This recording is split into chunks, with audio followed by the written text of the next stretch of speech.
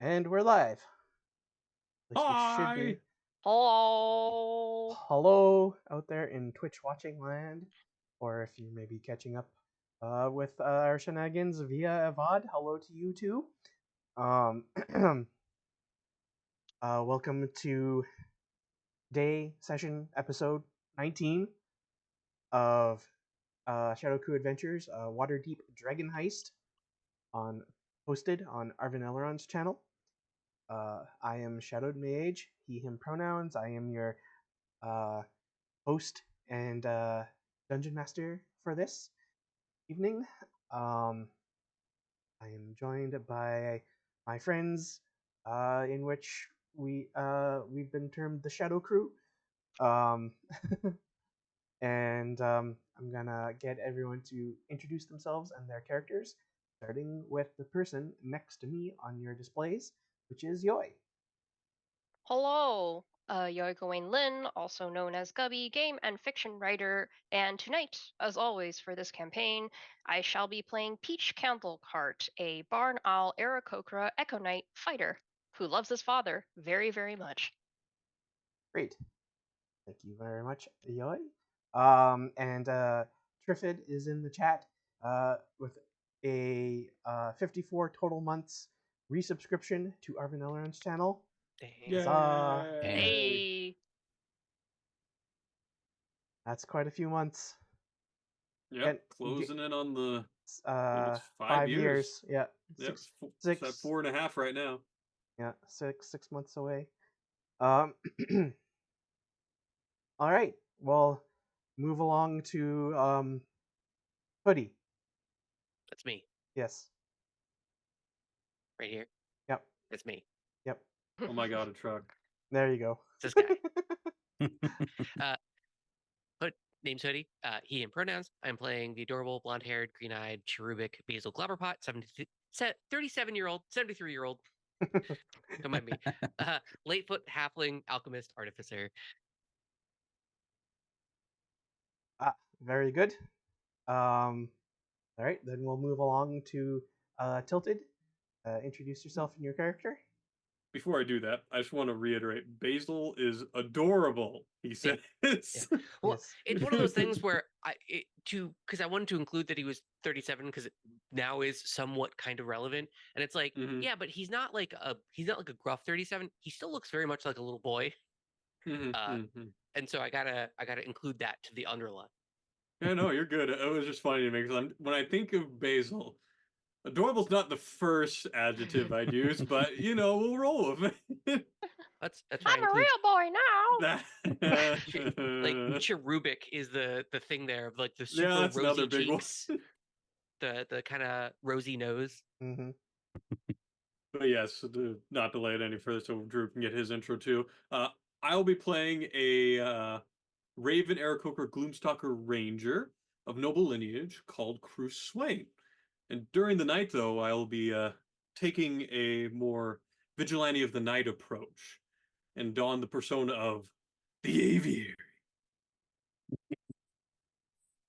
All right, thank you, Tilted. And Drew. Hello, I am Drew the Damager, he, him pronouns, and I will be playing Callista Amberblood, the Tiefling Twilight Cleric. All right. Boom. Easy. Very good. Not a lot of words in mine. That's I like to keep it simple. Thank you, As everyone. time permits, you're like, oh, I've learned something new about me. I can go and add that in.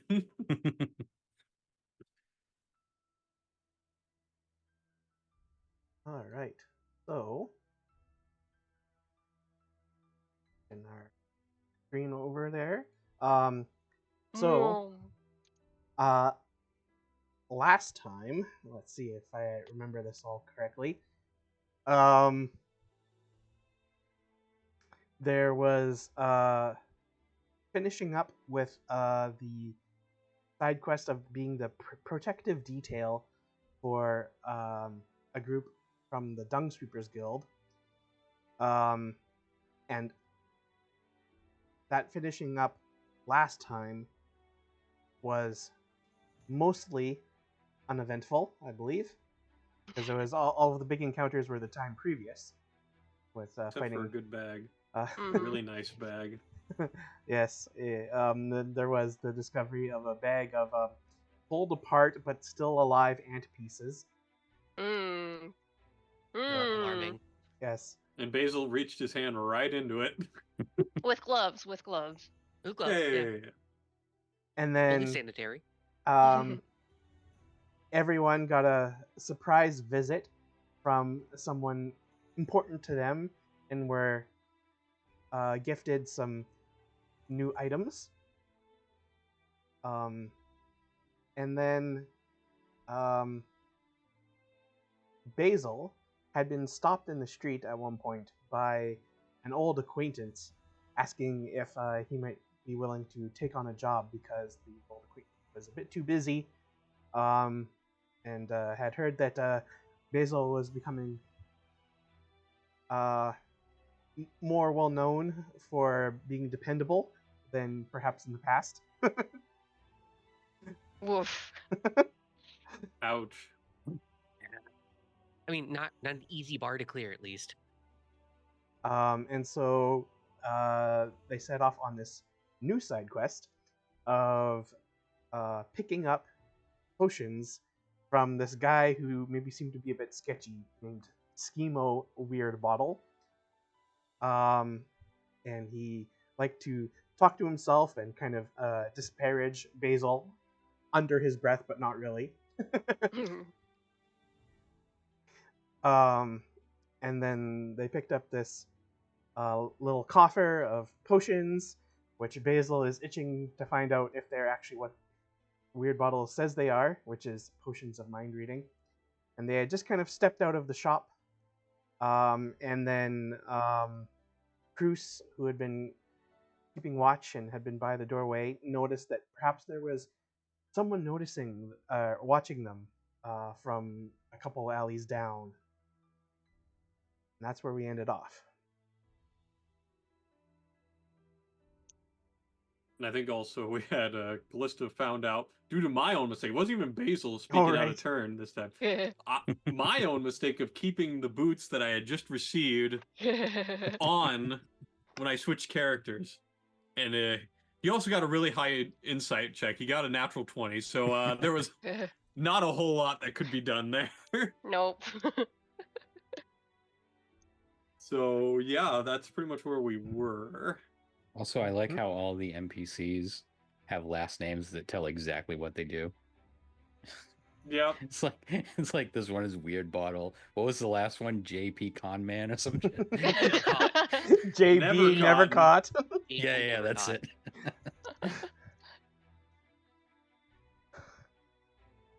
Well, the naming schemes of Waterdeep always amaze me.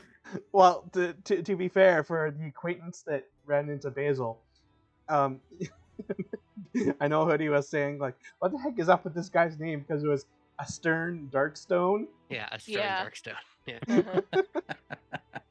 And that I just got from, like, hitting random on a random name generator a few times until I got one that sounded like an NPC in Waterdeep, and I was like, yes.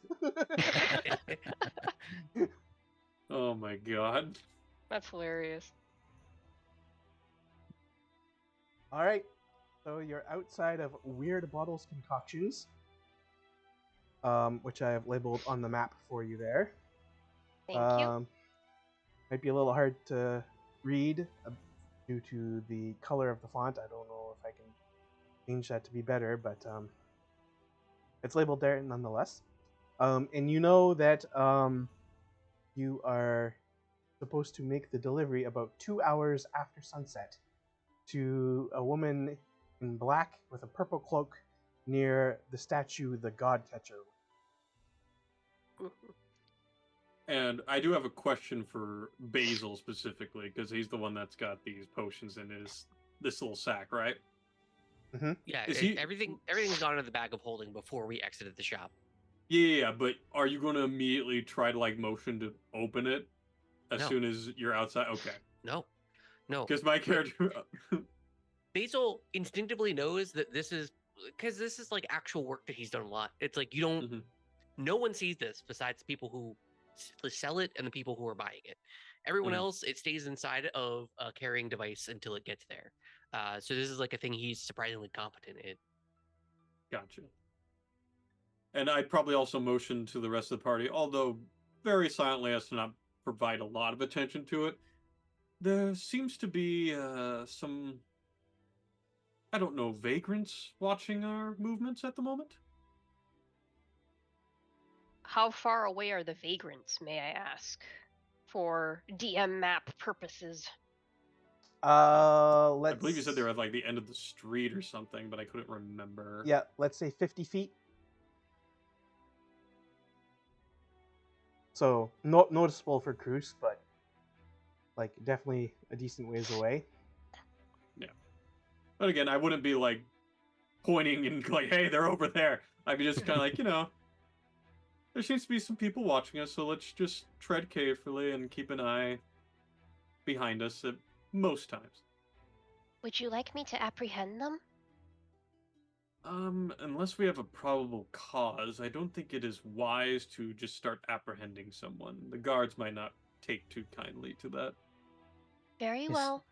There are a lot of vagrants in Waterdeep, and they could just be people going on about their day.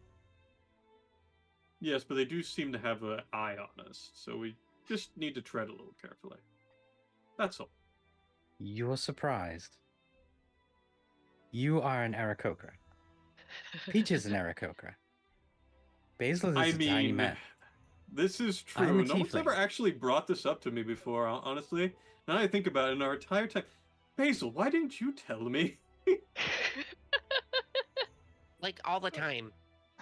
I brought this up. I mean, Tam and I brought this up a lot in the beginning. but I was also, never in lieu of this conversation.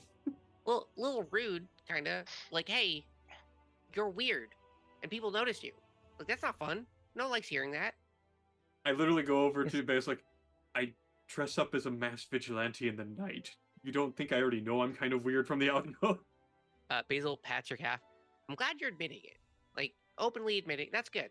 That feels healthy. He puts the hood up on his like big cloak that he covers himself with. All right, we should probably Yeah, Go. lose the trail. I feel like there is something to be said in the humor of Basil being the one who's like the most common passing, quote unquote, of the Freaking group. halfling. Got basically a tiefling, so person from essentially, Well, I The mean, hells. You can say it. the hells, yeah.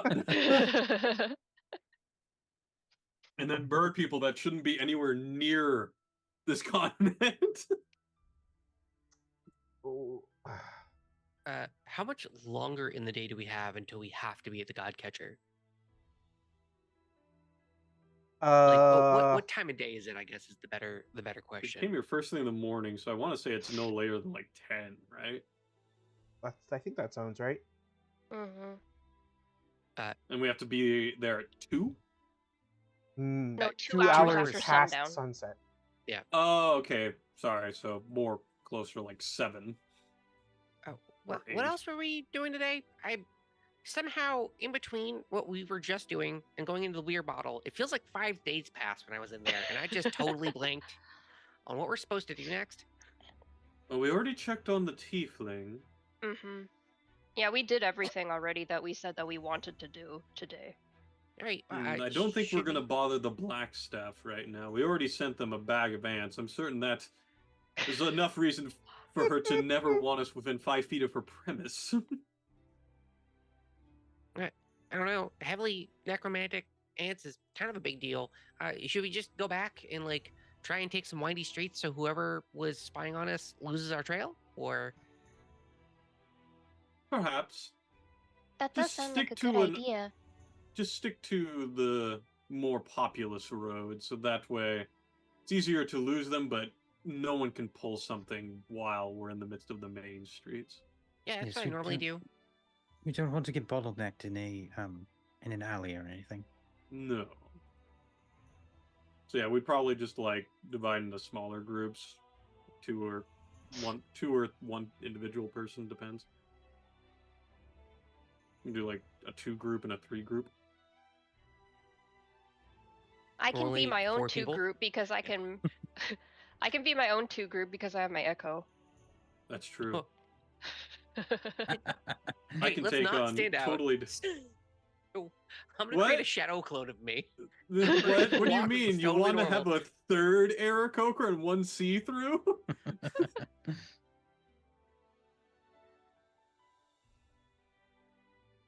Yes, mean, we probably just split up a little bit. Mm-hmm. Since we're splitting up, I'm not going to use the other present that my father gave me to tell him what we are doing. I'm just gonna stop by his shop and be like, Father, guess what happened? We are delivering potions of mind reading to some random person. And he's just going to look at, oh, is that so? Yeah. I'm all ears. Yep, pretty much, basically. So where is Oleander's shop in Uh, Sword? it's It should be like here, on. isn't it? Yeah, Ah. it's on Beacon Oh Street. yeah. Oh yeah. I see it now. Okay. And it's labeled. Yay! Yep. Okay. So before we split off, I'm gonna touch Basil on the shoulder and say, just in case we get in trouble, may the Moon Maiden keep you vigilant. And I will cast what is it? Something vigilance? Vigilant Blessing, I believe it Vigilant was. blessing? Yeah. That's the one. and the moon also with you.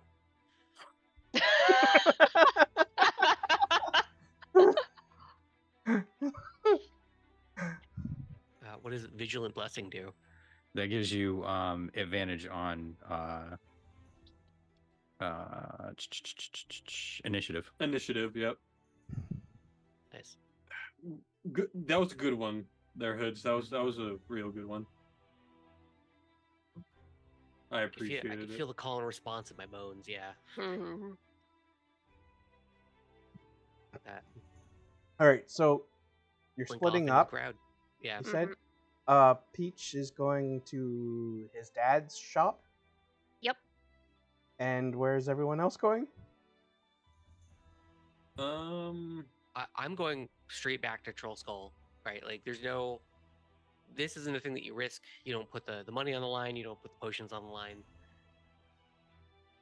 Callista, would you mind accompanying Sir Basil? I shall go with Sir Peach.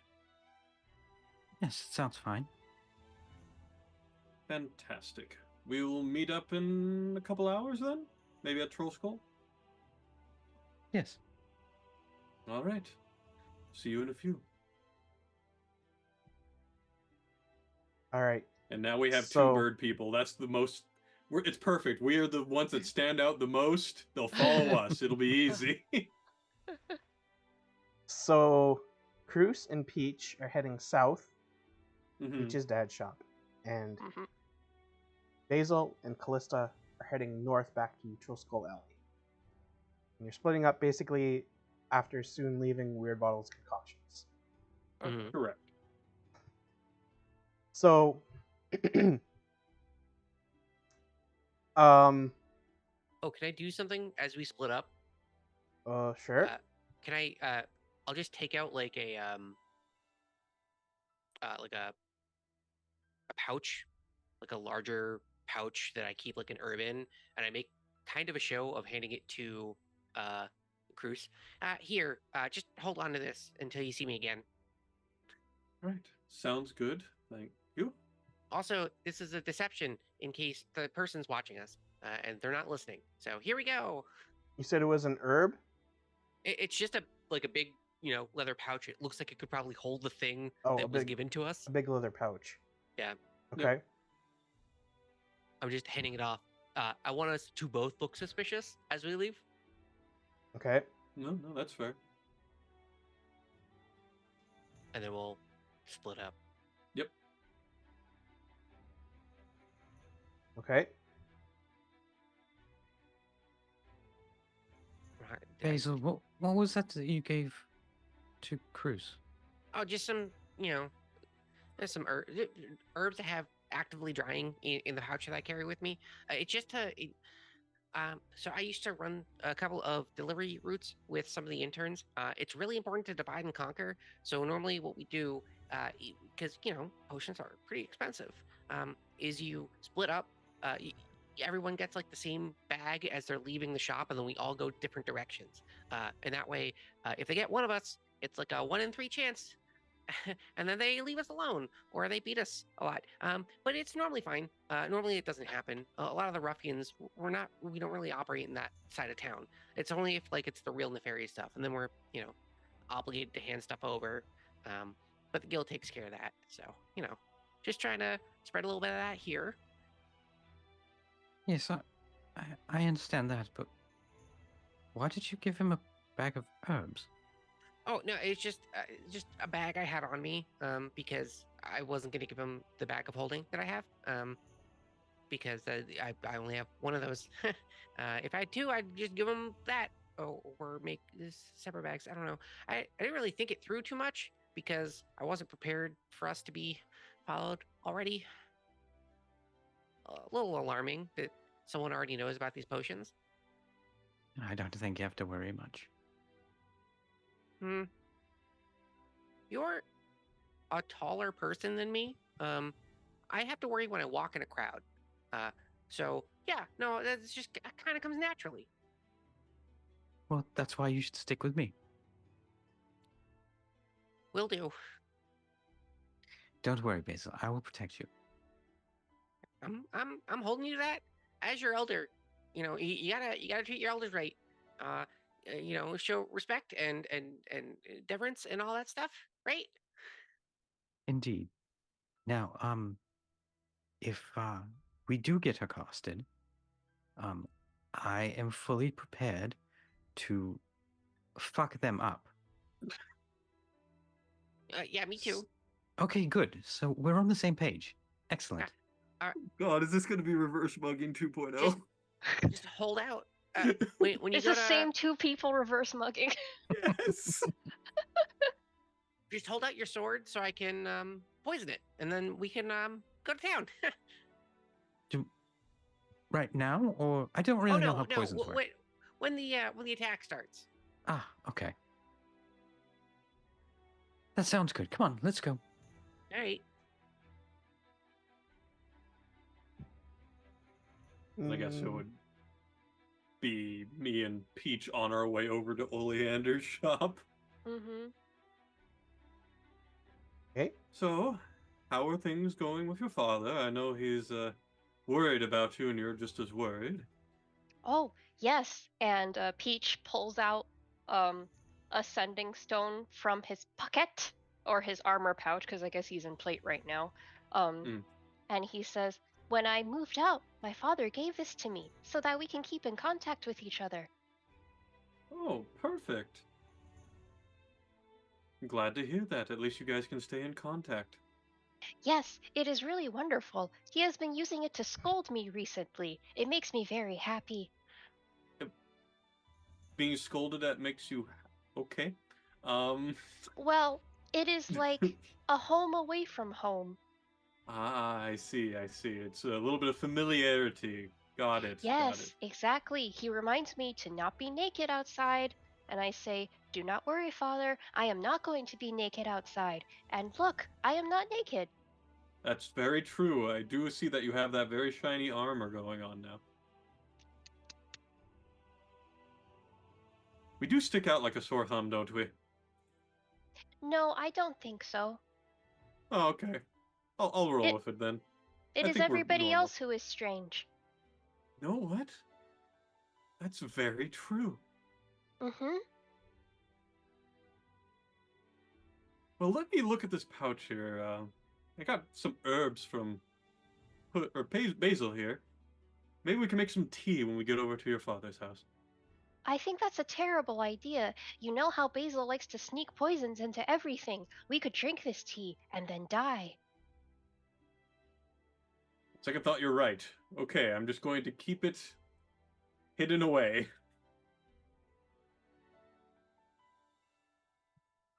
It looks like a bag of just like pulled up weeds. Oh, good. I was hoping you'd say that. At least it's not some other weeds.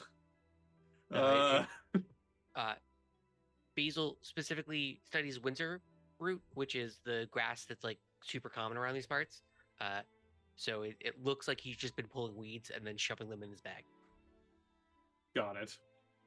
Oh, look, All right, they are yes. even dirty. Yes, he even left the clumps of dirt. There's. He doesn't really keep clean, does he? The No, dirt's the good for someone part. for someone who is so ancient, it is like he doesn't even try. Yes, ancient, a man of 37 years. That's more than we'll ever see. Why are you laughing like that? No reason, no reason. The life of an Aarakocra is fast-paced, to say the least. Yes, I believe so. I actually feel quite bad for Basil and Callista. They're going to have to live forever and be extremely bored. That's true. They won't have us constantly in their ear, making it so much more fun. Mm-hmm. Oh, look, there is the shop. I will go inside and speak to my father about these things. I shall go ahead and stay outside and keep an eye out then. Have a Yes, pleasant time. if you are accosted, please scream loudly. Oh, don't worry. I'll make sure the others are screaming loudly. How wonderful. He goes in.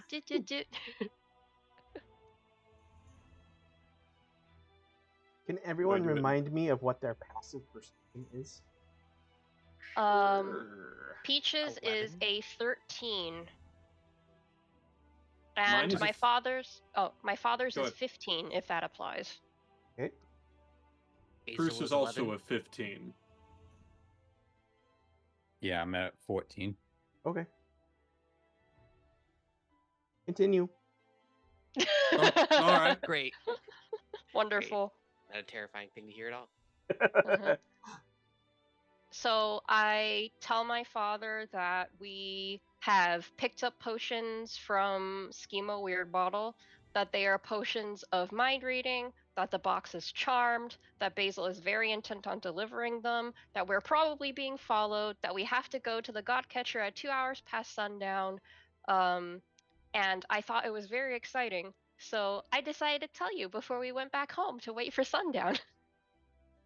Oleander is suddenly very concerned. No, that's crazy. Yeah, and then Crazy. Peach pauses and goes, "Father, you look very concerned." And he'll say something to the extent of that Schemo Weird Bottle, due to intelligence that he and some of his associates have gathered, seems to be a known operative of the Gentarim. Well then. The baby kickers or the puppy kickers? Yes. Yeah. They could be both. We don't know, actually. Yeah. Peach's feathers immediately drop and he says, "Oh, the puppy kickers." And then he says, "Father, do you wish me to disrupt this operation?" And he'll say that it's probably better to find out if the merchandise is exactly what it's purported to be, and to try and find out who the person being delivered to is and why they want this item. But to do so very cautiously and stealthily while trying to avoid getting caught up in a potential battle in the streets between the Xanathar Guild possibly trying to interrupt your mission. Oh. Peach is very apologetic and apologizes to his father for perhaps bringing Xanathar miscreants to his doorstep.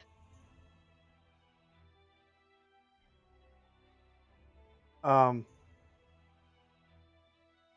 he'll say something to the extent of that it's perhaps to be expected with life in Waterdeep these Oh, well, perhaps I should stop by the yawning portal and see if I can find Vendatha, and then get him to watch this place with you to make sure you are safe. And Oleandel will kind of bristle at that and kind of like almost feel affronted, and, like that he doesn't need help. Like, oh, okay, Father. I only suggested it because my friend and I were just talking about our 37-year-old friend who is very old, and I know that you are even older than that. And I thought perhaps two old people together would be stronger than one old person. Well, I'm not even sure. I'm not even sure how Oleander would react to that. Yoy?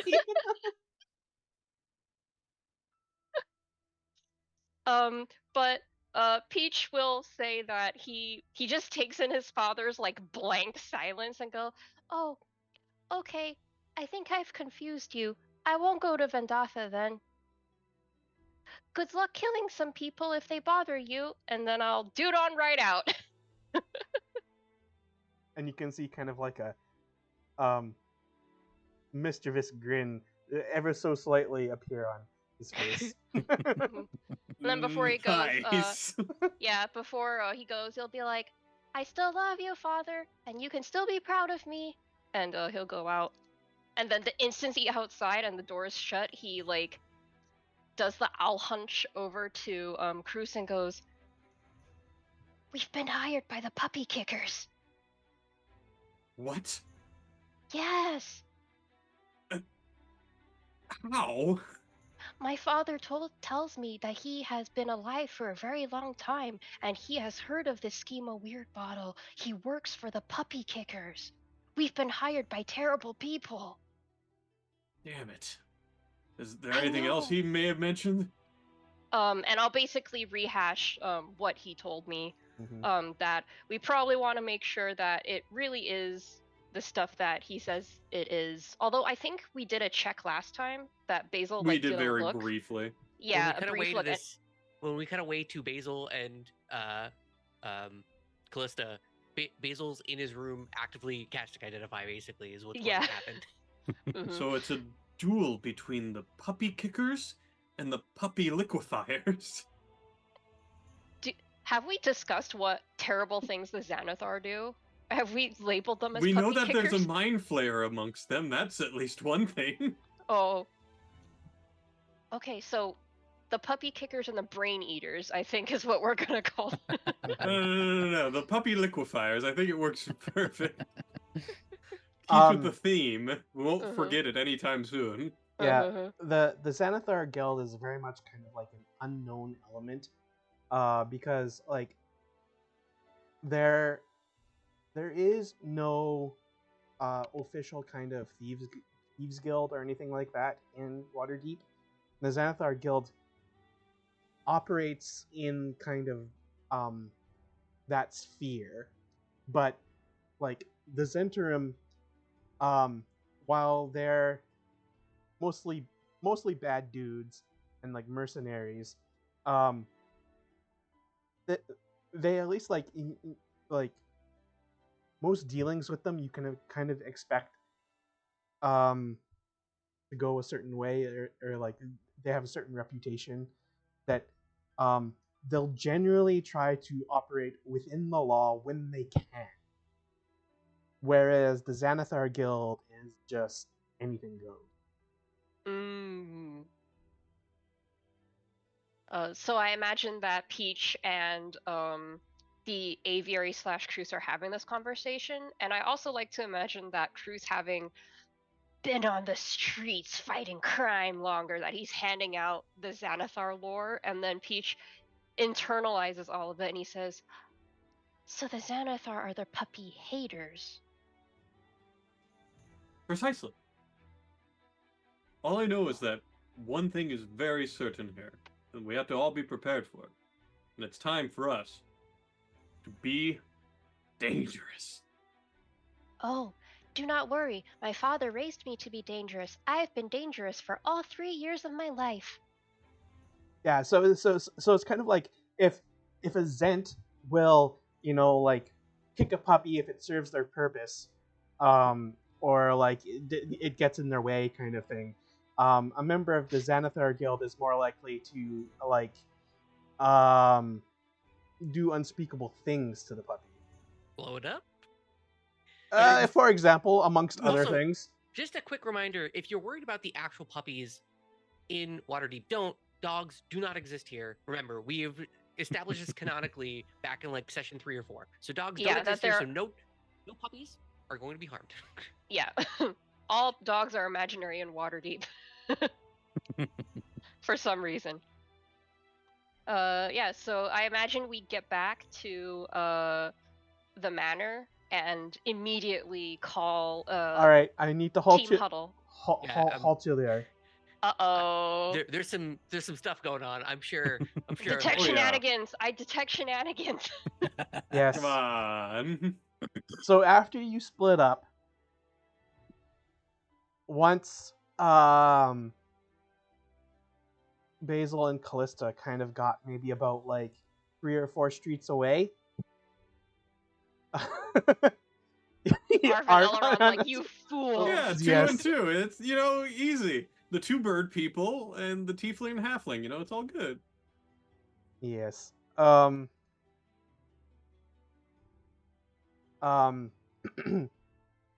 they get about 3 or 4 streets away, they'll be walking down a street when they notice some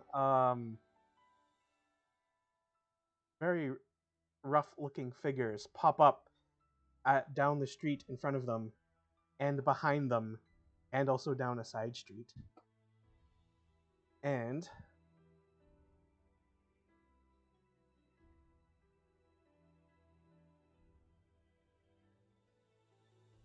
Ooh, look at this map. Ooh. Man, they got you surrounded. Jeez.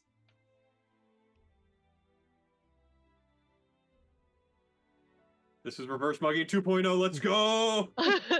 We're the ones getting reverse mug. Oh, damn. Just flee. all right, so Oh, almost too late. You notice that they all seem to come crawling out of sewer grates. They pop up in the Oh. street, and they all like the ones at either ends of the street going north south there or whatever. Like lock eyes, like dead stares on you. What do you do?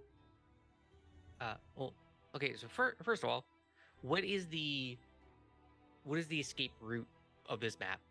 In the sense of like, we clearly have turned off a main thoroughfare. How close are we to Troll Skull Manor? Why would we have gone down such a tight alleyway? Plot.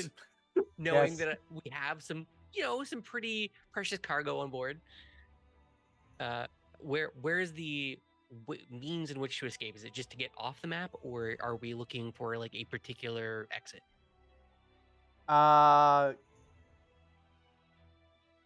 Get off the street, preferably to the east side of it. So somewhere over here or somewhere down here. Yeah. Is this like a main road down here? Yes. Okay, so if we get to here, we'll be safe. We'll be much safer, in general. I mean, it's not great, but it's better than a bunch of people mugging us in an alleyway, right? Yeah. Okay. Just I look up at Callista, and then I take a small potion and I just down it. I down a swiftness potion. So are you gonna run, or you want to kill some people, or what's up? Well, let's see what they want first. If they get closer, I have to run. I'm honor bound, so If you run, I lead around Callista. What do you want? if you run, I will be right behind you. Don't worry.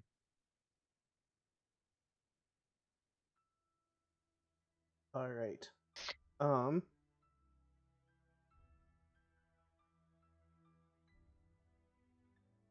So,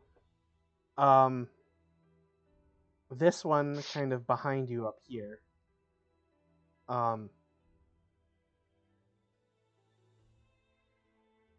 Or well, up there anyway. Let's say it that way. Well, appears to be a figure slightly taller than maybe an average halfling, but maybe in that realm of size, and has kind of like vagrant clothes, like ripped and tattered, and then they'll speak in a kind of a strange accent, saying, kind of like lispy, and saying, we think you have something that we want. Like, money? No. I can assure you that we have nothing that you want. Oh, mean- my brain tells me otherwise. Are you looking for potions? Yes. I have a whole bunch. I whip open my cloak and I show a whole bandolier of potions that I have on me. You want me to hand Start these over? selling him to him. Hey guys, they're all poison. Chill out. Do you want me to hand these over? Ixla knows not any of those. Oh, how do you like? So what are you looking for? Because these are all. This is what I have. I have some on my butt too. I just jangle. All the glassware on me jangles. You carry them, but they are concealed. Concealed where? I don't have anywhere else to conceal things. Lies. Ah! Roll for initiative.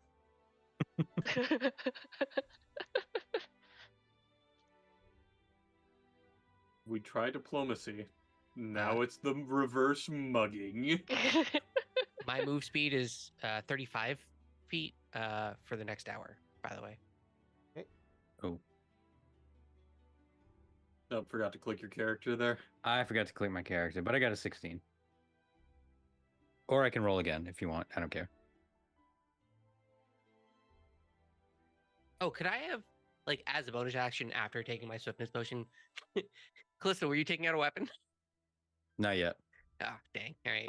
Also, you have advantage on initiative. Oh, right. Let me roll it again. That's Yeah, roll again. amazing.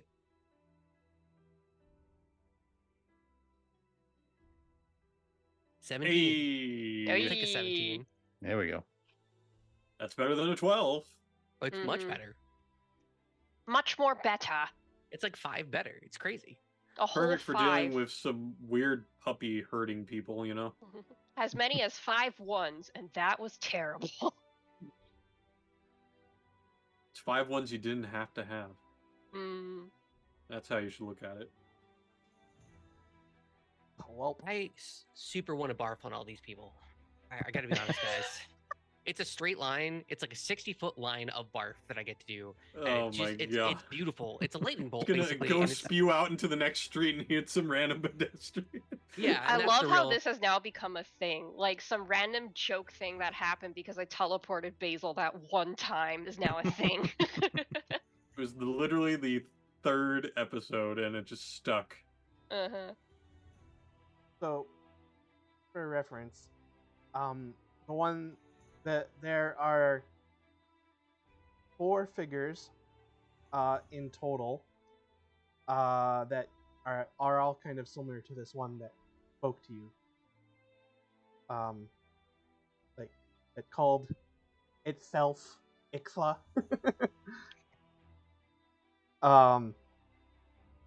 And then there are also some hulking bugbears accompanying them. Just on the street? Yep. Just on the street. Okay, all right. It's cool. I assume it's like the dudes at The the top and the 2 bottom. other ones, yeah. Yeah. Yeah, they got really good initiative rolls, those guys, didn't they? Huh? Yep. 21 is wild. Yep.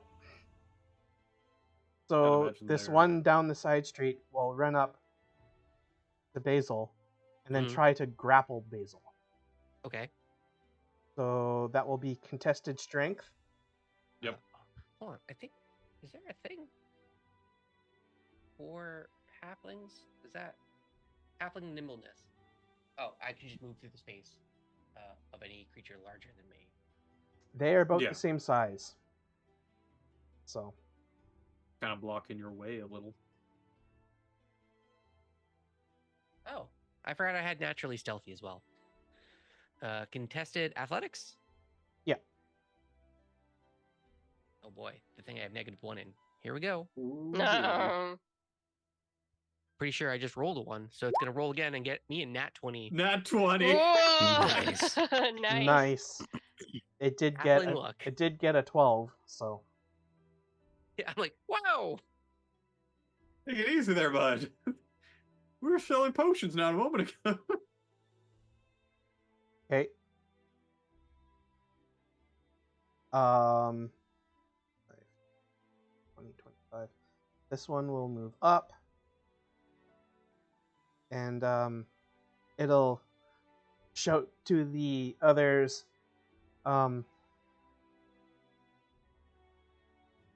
Try and steal their belongings. And then Rude. we have one up here who will come up and try and steal any pouches visible on Callista. Trying to think what she would Just have. Trying to think what she would have in a pouch. Probably just money. Yeah. Oh, maybe components?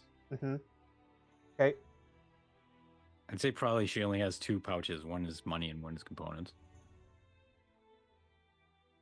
Okay. So, since obviously you can tell what they're trying to do, this will be a contested their sleight of hand against your ability to dodge out of the way. So, Athletics. like acrobatics or something like that.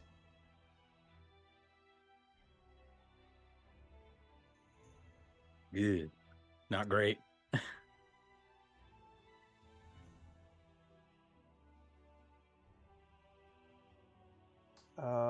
They got a 14.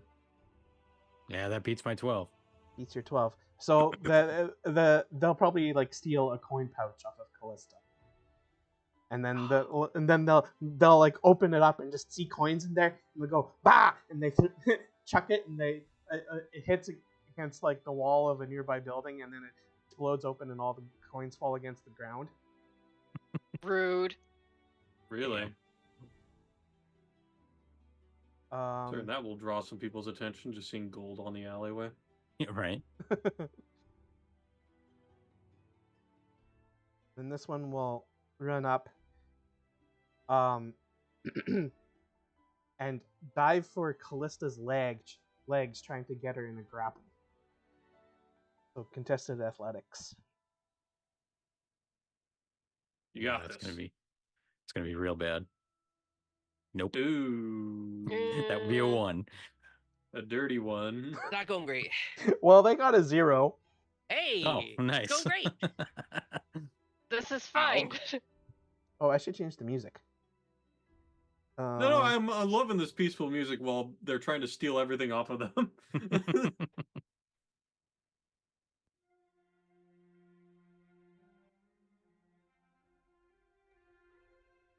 Okay. Then we'll go to Basil with Callista on deck.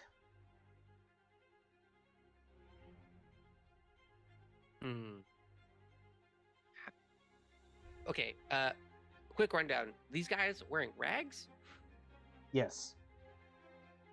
And they look like they crawled out of the sewer? Yes. And they have 2 bugbears. How attentive these bugbears looking? These bugbears look like they want to rip your heads off. Cool. Oh. I look at Callista. Run? Question mark. Yeah, like the bugbears basically look like they're waiting to be given the signal to like kill you.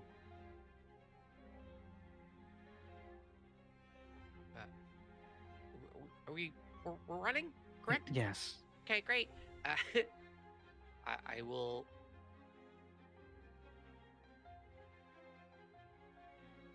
Take a move to 25.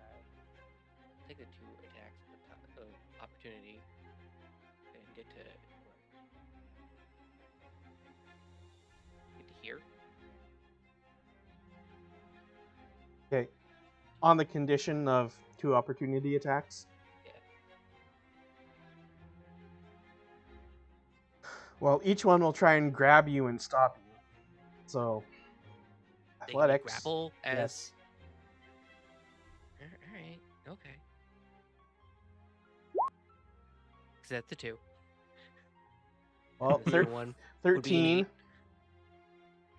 You had to beat a 13 on the first one, so the first one will stop you. You're back where you were. Okay. Then I You've will only take a expended disengage your action. movement. I'll take a disengage action and then I'll leave. It's okay, so then the other one will try and do the same thing. No, I've disengaged. So they can't. No opportunity attacks on disengage. Okay, fair enough. Okay. And that's it. That's my action. Yep. All right, Callista. All right. I am going to try to put these guys to sleep. By bonking them, right?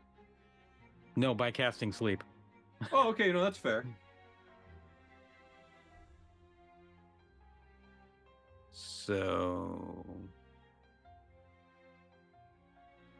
You 5. going to cast it at first level or any higher level? No, first level. Where's my? How come it's not doing the thing? All right. Well, I can just do it this way. Hold on. Yeah, just slash roll the 5d8. Mhm. Where's my D8? Sorry, I was in the middle of cooking food that takes like 8 hours. I'll be right back. Okay. It's okay. Oh, nice. 25 hit points. 25 hit points worth of Sleep. Of sleep. range. Spear 20 feet. Centered on. I suppose me, Will that put you because to that would sleep get or... all 3 of these guys, right?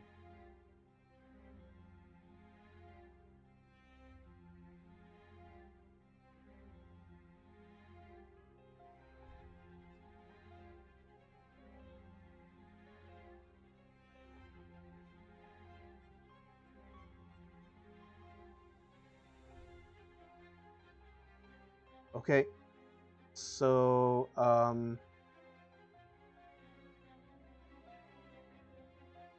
2 of them will fall asleep. Which 2? Well, they're all equal hit points, so I'm going to say the one to your left and the one below you. This one? Yeah. Okay, so these 2? Yeah. Yep. Cool. Then I will do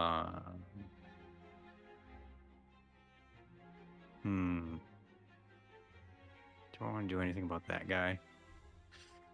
If you can get over to me by next turn, I can start lubing up the place. That is one way to put it. My favorite part of this adventure was when Babesel said, "It's lubin time," and lubed up They everything. lubed everything.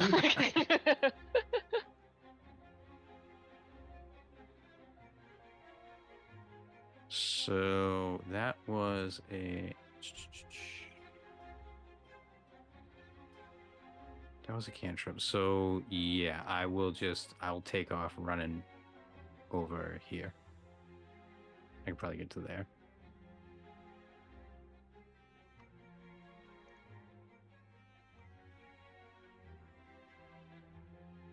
Ah. So that'll be one provoked attack, I believe. Yeah, just from this guy. Yeah. So yeah, they'll just try and stop you, which is the athletics check. Come on. Callista. Athletics, Yes. not acrobatics. No. Oh, No, shit, it's that's basically not he's trying to grapple you. Yeah, no, listen, if I could argue in any sense that it could be acrobatics, I would. 5.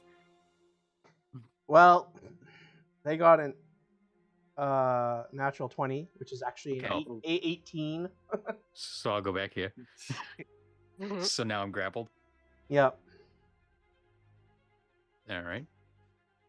Okay. I think that's Bugbears. yeah. That's all I can do. Okay.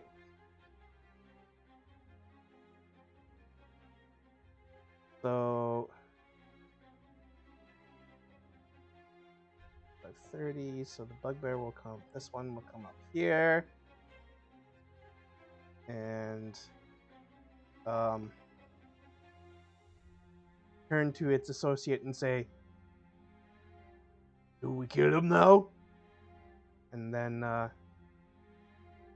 its companion in the tattered clothes will say, "Perhaps not quite yet." The one up here will come in close. Says, "Can't wait to rip her horned head off." Rude. Rude. All right. And then let me see. 2 sleepy boys and 2 not.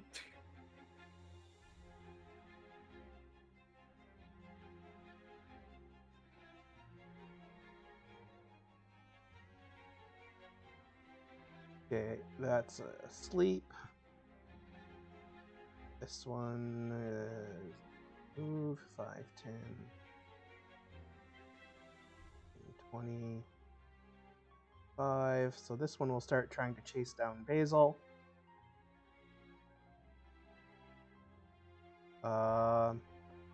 And the one that is grappling Callista will try and find something on her to try and steal off of her. Trying to find like anything that's like vials or pouches.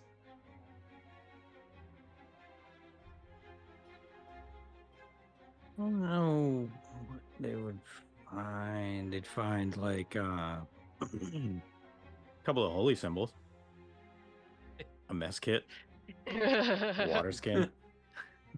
Yeah, maybe like the mess kit or something like that, like flasks. Okay, so The 1 potion of healing you have.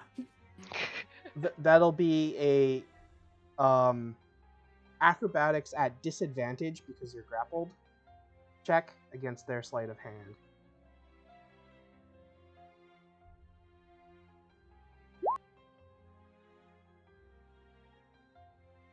So that would be a 7. 7, okay, and they got a 10. So So- they steal my mess kit. Yeah. Fleecing Bastards. everything off of you. Throwing And- it up against the side. It's just, people are gonna wander down the alley and just see a bunch of gold coins and random shit just piled up. And then they'll toss it over to the bugbear and be like, search through that. All right, and that one is asleep. Then we go to Basil. Do I know if bugbears are immune to poison? That's probably something Basil would know, and they are not. Okay.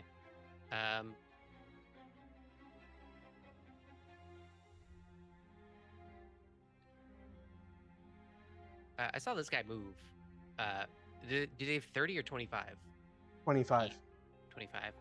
That's great for me.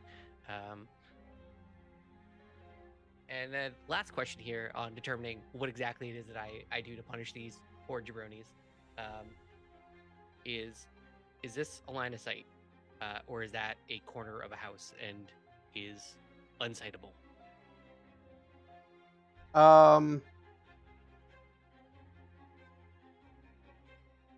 So yeah, that is the corner of a building. Okay, so I would need to be like, okay, there's no real way until he comes around that corner.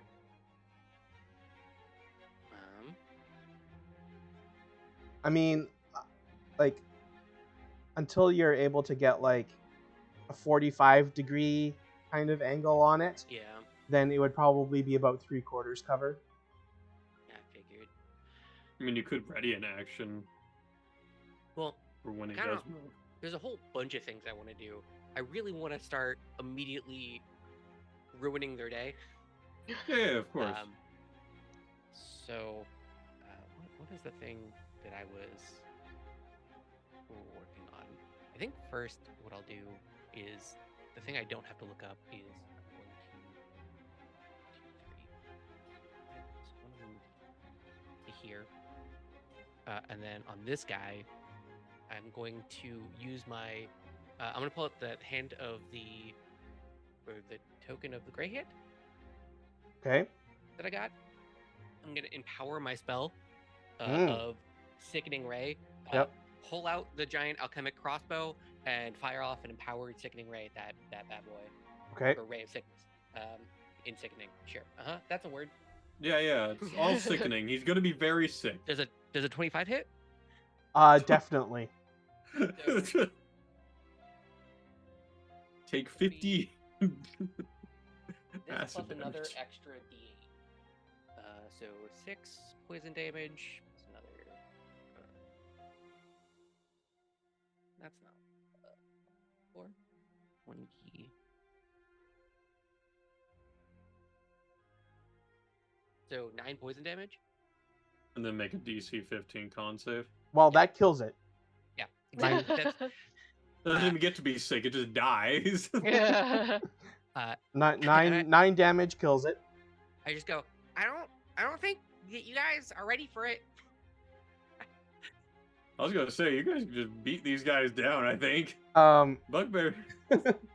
And as the ray of sickness splashes over the figure and kills it, you can then see that it had disguise self upon it, and the disguise fades away, revealing what looks to be once was a kobold, but its head seems to have been experimented on, and it's all bulbous, and it's missing like parts of its like skin and skull with like brain matter exposed. Oh shit. Wonderful. These are the puppy haters, man. Yeah, it's what, basically, kobolds could be puppies in some Are weird kobolds way. puppies in Waterdeep? No. Hmm. These are philosophical questions we need to answer for ourselves,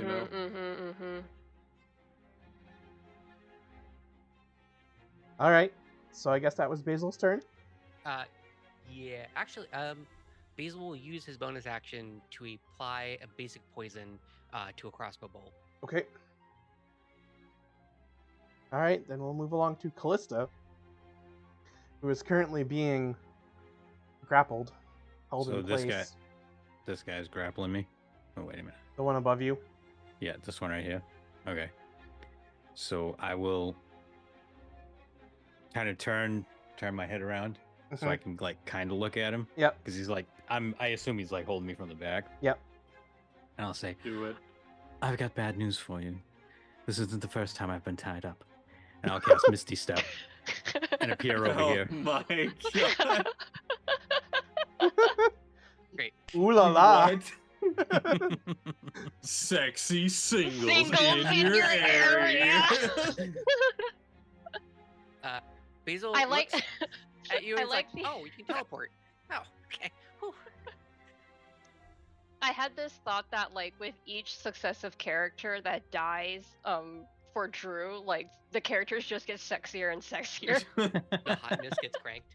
It's Yeah. just Could you literally really a get? set of lingerie animated.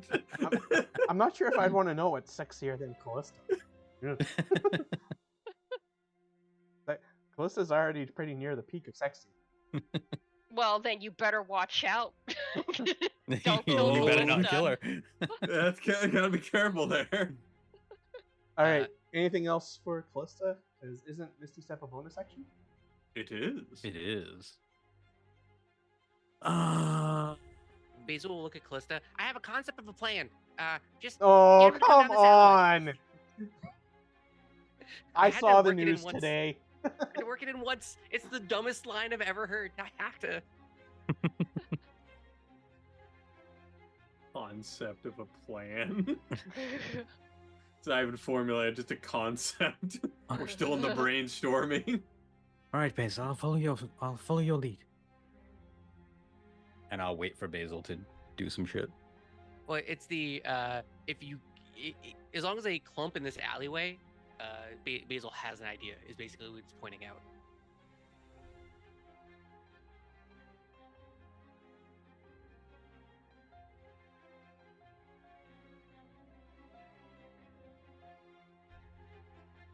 But it's not my turn, so I can't do anything yet. All right, so I think you're still kind of free to try and do something else there. Yeah, you still got your Oh, move actually, and I- your action. Wait a minute, I still have. Oh, because. You know what? I still have movement. Yeah, Don't I? Correct. yeah, Alright, you got your cool. full move. So yeah, so I teleported here, so then I'm going to move right over here, right next to Basil. Okay. And then that's it.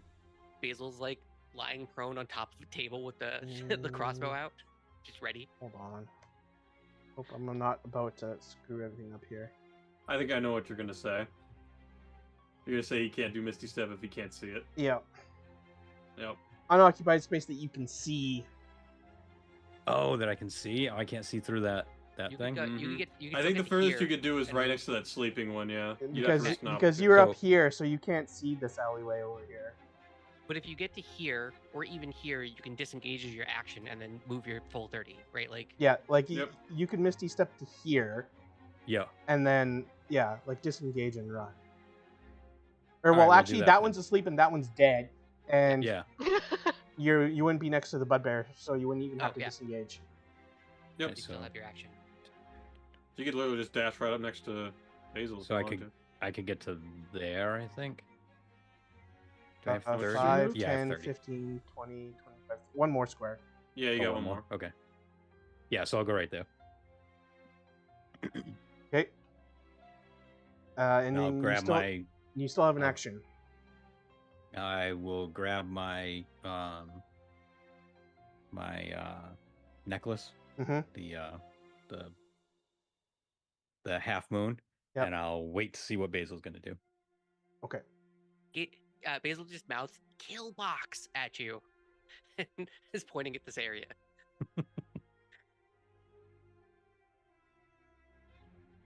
It's no longer reverse mugging, it's reverse murdering. They Isn't came that at just us. living? Reverse murdering. Yeah, it's raising a child. They are making a living here, you know? All right. Okay. Sorry. So the bugbear will then will let out a roar and go, "Rah! Rog no listen anymore. Rog kill!" And it will charge around the corner, be able to get right up next to Callista. How much is their move? That's still 30 though. That's 30. Yeah. I counted. 'Cause he was here. Yeah. Yeah. 5, Oh, we counted 10. diagonals as 5 Yeah. feet? Yes. Okay. The first diagonal is 5. The second diagonal is 10. Is Okay. apparently how the rules work. Really? Yes. I did not ever know that. That's a little bit of minutia I've never come across.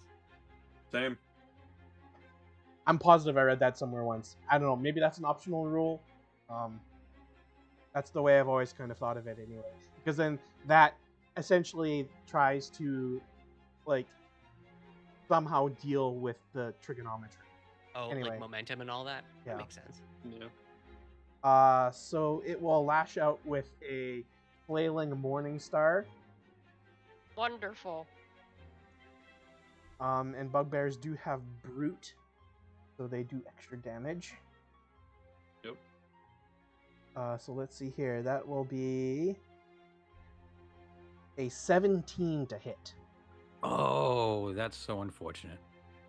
My armor class is 18. Aha! But it has multi-attack. No, it does not. Oh, does it? I No. thought it did. Yahoo!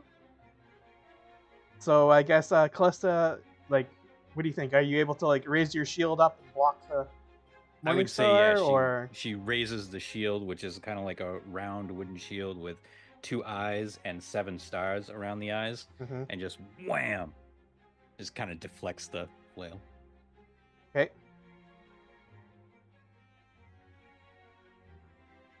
Uh, 5, 10, 20, 25, 30.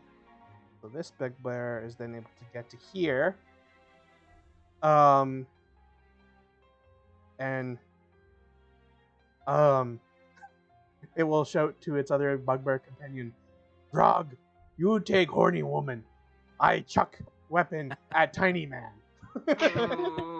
You had to say it like that, didn't you? You just Yep. We're just leading into the sexy singles, okay? yeah. No, you're right. It's all good. A point of order. I am prone on top of this, so he will have Yeah, disadvantage. that would if he be a tries to throw something at me. disadvantage. You're prone?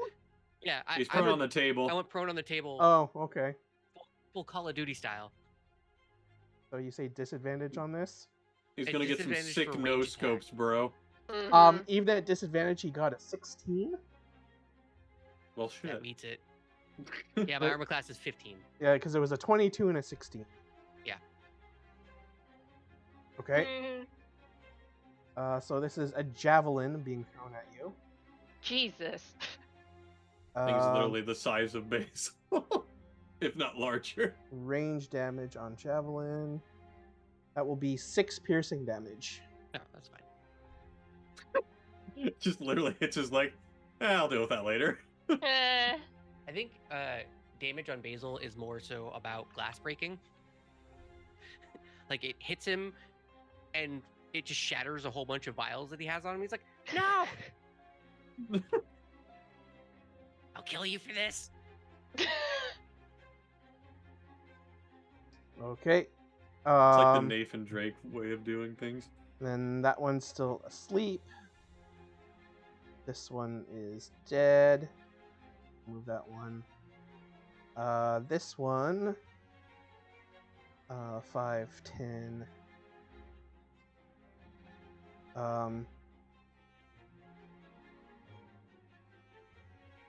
So it will run up to this other one next to it that's asleep and smack it so that it wakes up.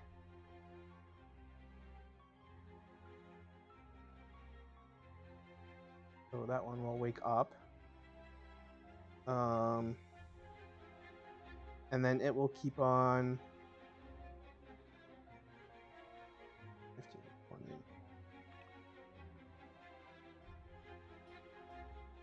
And then it will be able to get up to here.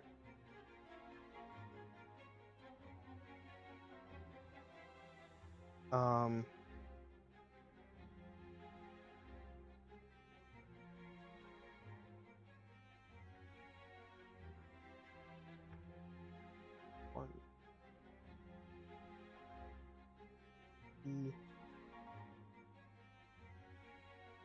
5, 10, 15, 20, 25, 30.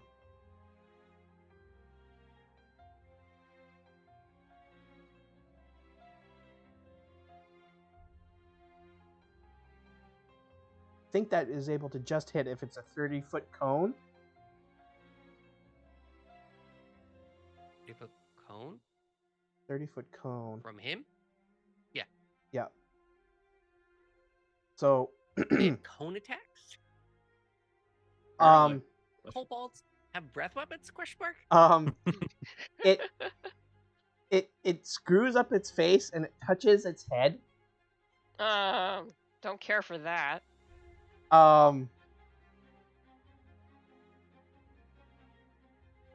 And a psychic blast is emitted and a 30-foot cone.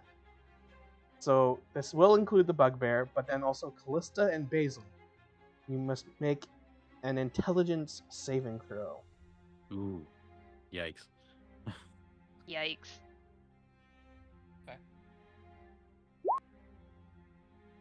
Wow, I have a +6. The Bummer. person with a +1 beat you out by Yeah. 3. Hey man, what can you do? Okay, so Callista got a 12, and Basil got a 9, and the Bugbear got a 2. Wonderful. Everyone's having fun today. Mm-hmm. So,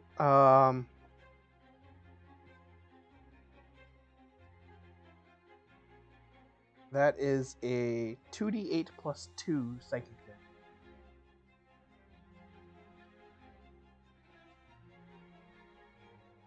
D8 plus 2. That will be 11 psychic damage.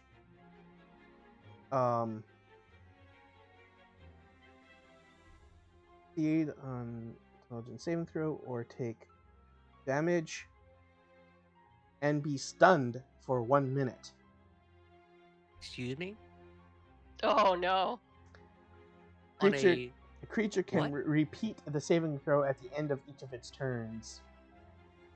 oh fun. Stunned for 10 rounds. Holy shit. Yeah, God damn, that's son. bananas. It's fucking Mind Blast. Did Callista save? Nope. No. Oh, Yeah, no, cool. yes, Callista did save. Okay. Oh, okay. Callista Oh, I saved, did? but Basil did not. Oh, okay. So do I take half of the No, 11? you just take nothing. Oh, I take nothing? It's Yep. a save or suck. Oh, okay. Well, let me put those hit points back then. Lucky for you, unlucky for Basil. And unlucky for the Bugbear caught in the... Crossfire. Yeah.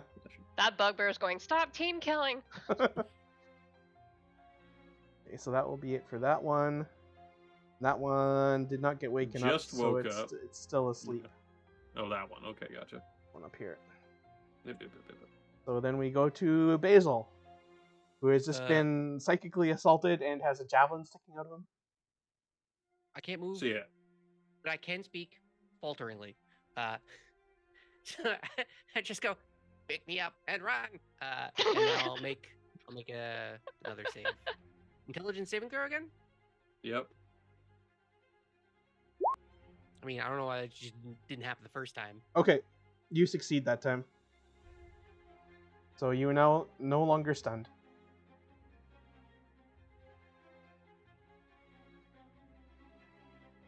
Okay, so It's that the end of was my turn. that's it for your turn. That's Yep. all you Callista, can do. it's your turn. I'll say, this seems like a bad plan, Basil. And It was gonna be fine until, I got stunned. And I will cast Moonbeam Oh. Oh. on, because this guy's stunned, right? Correct. So this guy. Okay. If you cast it, well, no. How? Yeah. What's your radius on Moonbeam? Because it's a. It's 5 feet. 5 feet. Okay. So it's only going to hit this guy. Well, radius of 5. That means it would hit both of these, wouldn't it? If you Yeah. plop it in the center of them, you can Yeah. hit both of them. Yeah. technically. Oh, can I do that? Yeah, yeah, Well, then yeah. I'll do that. Yep. Yeah. I'll get both of these guys then. They got to beat Radius 5 feet means diameter 10 feet. Mm-hmm. Oh, okay. So They got to beat a Constitution 15. Constitution 15. Okay. I didn't get to go, so my grease didn't get to go down, and we didn't get to give him the old slipperoo. So that'll Which be a is a bummer. fail on the Bugbear. It was not, in fact, lubing time. Yeah. No. Lube up. Mm-hmm. It was moonbeaming time, though.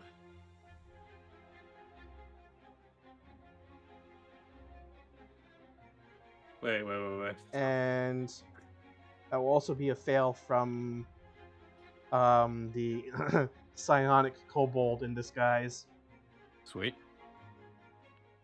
They take Melissa said it's mooning time. 20 and points he- of damage. She Bye, see ya. mooned All right.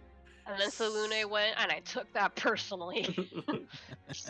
All right. So the psionic kobold gets massive overkilled on the Brain Bugbear. liquefies. The bugbear takes a massive amount of damage and is badly injured. Okay. Perfect. And I will pull out my my scimitar just to look threatening. Okay. And I'll back up next to Basil again and say, "What's the plan now, Basil?"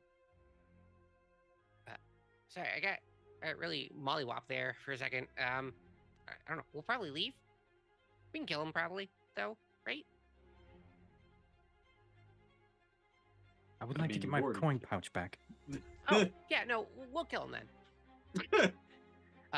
If there's like a trickle of blood coming out of Basil's mouth and he looks angry, yeah, no, we'll kill him. Okay. Bugbear is still stunned. In fact, it got a 0 on that attempt to save. Nice. I mean, it's got a pretty low intelligence, so you almost could say that guy, as long as he doesn't get a really good roll, is out of the fight for a bit. Mm-hmm. Why would you jinx it like that, man? Hey, you know, I've got to jinx it in some way, because someone has to get good rolls when I'm getting shit rolls.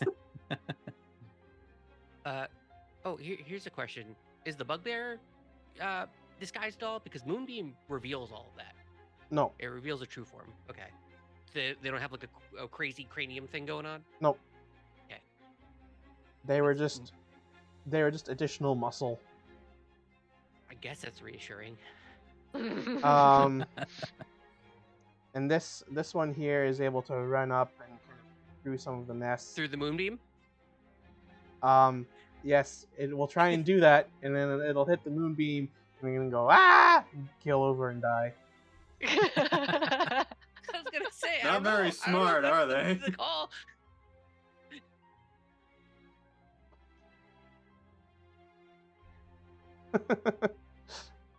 All right. Ed. Asleep. All right, Basil. Basil will, I just attack the bugbear with his crossbow. Okay. Actually, no. I think he's mad, and he'll do another sickening ray or ray of sickness. What? Where is that? Where's that coming from? I know what the spell's called. He really wants them to be sick. In sicken. There's a 23 hit. Just your attack rolls have been going good. The only thing going good. 9 damage. 9 poison damage. And a con save. That hits. And 9 damage on the bugbear. Okay. And a con save. On save. What are you hitting, by the way? The Yeah, one that's a near the 7, so that would be a fail. It's poisoned until the end of my next turn. Okay. So that's disadvantage on attack. Basil will then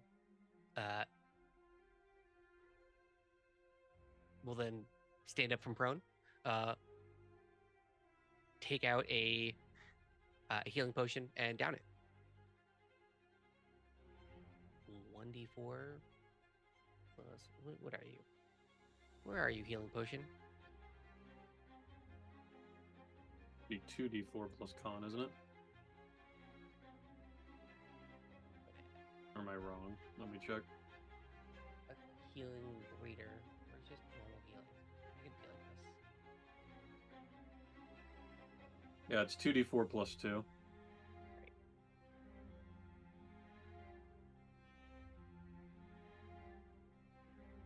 Sorry, what's going on? He's trying to use a potion. Oh, okay. 7 points of healing. Okay.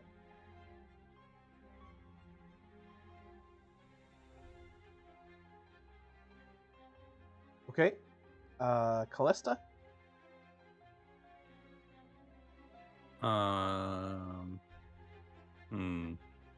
There's only like the one guy. There are 2 heavily Bugbears. injured bugbears. Well, this guy's stunned though, right? Yeah. So it's really just this guy, and then we can walk up and just crunch ahead. Just coup de Right. grace, both of them. Yeah, because you said this guy's stunned. This guy's still in the moonbeam. Oh.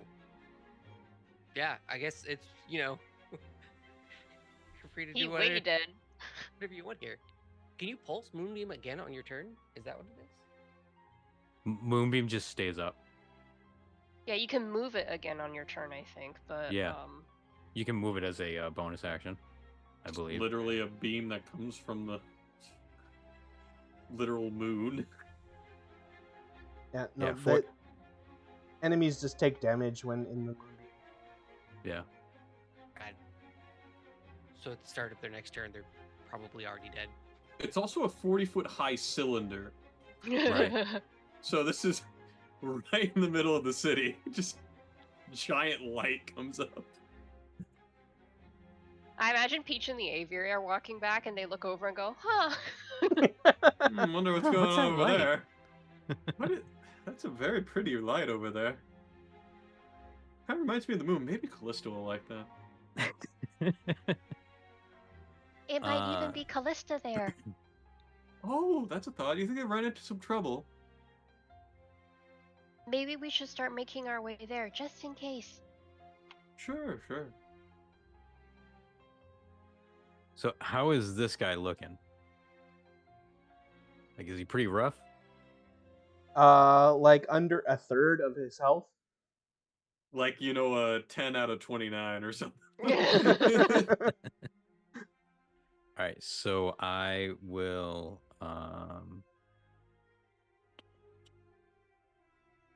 That like if you just leave Moonbeam there, he'll die very soon. yeah, that's have what I'm advantage. thinking. You have advantage on this guy because he's stunned Yep. currently. So Yep. might as well take advantage of that. It's Okay, not so like it's gonna break the sun. I will No. actually, you know what? Probably just walk up and well, I don't know. Just don't break No, let's, concentration on Moonbeam. Yeah, because so if I cast a non-concentration spell, will that break concentration No. on? No. Okay, so like if Just I, do a Toll the Dead, Or well, I was can't gonna move in guiding blade. bolt him. I mean, that works too. Yeah. Dang. All right. Yeah, so I will guiding bolt that dude. You get double advantage now. Does a 21 hit? Yeah, that definitely hits. Okay. And that's 16 damage. Oh, that kills. Jesus Christ. That Guiding kills bolt it. is always bonkers. Yeah, the spell Guiding Bolt, it's more like a killing bolt, but we'll just roll with it. Don't even talk about freaking inflict wounds, Okay. Okay. Does the bugbear save? That's the real question. That is the real question.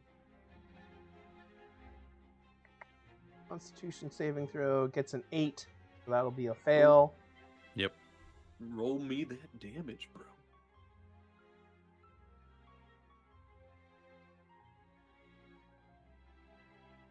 Six Oh. more. That kills it. All right. I just look at Calista. So do you want to like just stab that other one in the head real quick? I mean, he's asleep, so Yeah. Basil has like wide eyes of like the I got real stunned by a javelin and I'm a little peeved about it. seems a little unsporting, don't you think? They wanted to kill us and steal everything that we had. So Right. I don't know if it's so much unsporting as it is unforgiving. Hmm.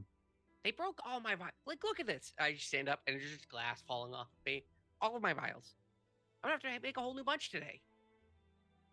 Yes, but maybe we can use this to our advantage.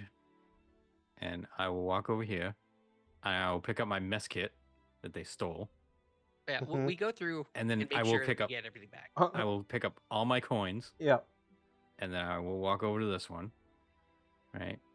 And I will grab him by the scruff of his neck. You Right. want to tie him up first, or And I'll kind of lift him and smash him on the ground. just so he whacks his head on the pavement. Okay. And then when he wakes up, I'm going to say, all your friends are dead. You would have been dead, but I wanted you left alive, so you could go back and tell anybody who comes after us not to fuck with us. Uh, well, just know that, Nihilor and Thanathar send their regards. Committed to the and, bit. I gotta respect that, honestly. and you are in the employ of the Venturim, but I'm gonna go now. Bye. I hold the crossbow next to his head, and I shoot a firebolt next to his head. It's like, yeah, run away. And he'll scamper back down like the super great.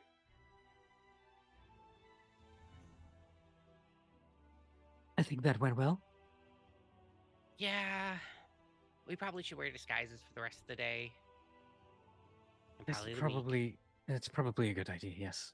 And like right as you're discussing this, like some city watch troops and a griffin rider throw up because like they saw the moonbeam and they're like, we better go check that out. It's still there. If Callista's maintaining concentration, that bad boy's still pumping out. Literally, oh my god, it's the Batsing. I'll wave them down. And immediately be like, "Hey, we were jumped on the street. Hi." Are you sure you're the ones that didn't do the jumping there? Well, yeah, and then like the like city watch sergeant who's in charge of like the troops that show up introduces herself as Sergeant Pugrina Doncastle. Damn. Fucking names, man. What a name. Um, We'll see you Well- at the castle at dawn.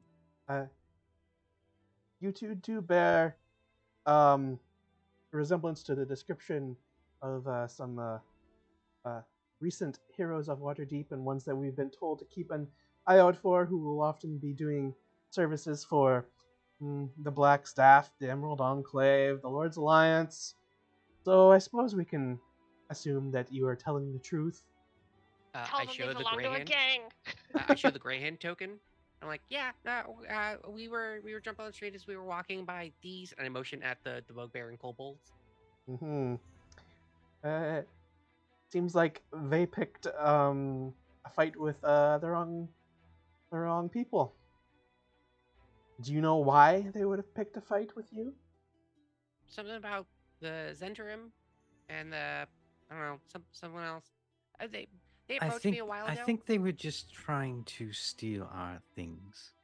Yeah, they know that I make just absolutely beautiful, meticulously crafted potions and the like, and they approached me about some, and I rebuked them. So I said no. So they, I don't know, looked like they hold a grudge.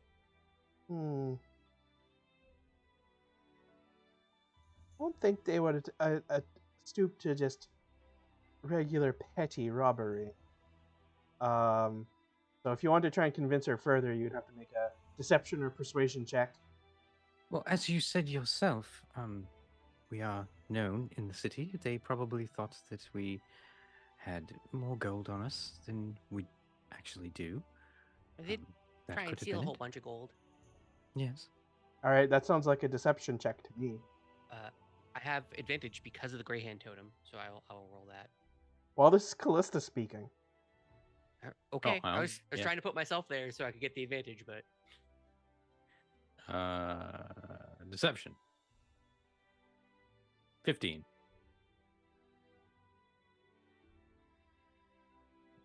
All right. And so then Sergeant Doncastle will say, all right. Well, we'll let you go without further questioning this time. okay. Well, we'll make sure that your mess gets cleaned up. Thank you so much. Thank you. We appreciate that. Have a wonderful day. We will leave. Just getting the heck out. Mhm. Be out. Okay. Love the image of this hard as nails cleric just like beating the shit out of a kobold. Oh, it's so close to lubing it up. I really want Oh to see it my happen. god. You'll So have bummed your out about it. opportunities. There's plenty of time. All right. Taking a look at the time, how about we take a 5-minute break? And then we will continue. And remember, a break for us is a break for you. So go to the bathroom, grab a drink, grab a snack, Beat you stretch to it. your arms and legs. So, yeah, we'll see you soon. Okay. Be back soon. Bye.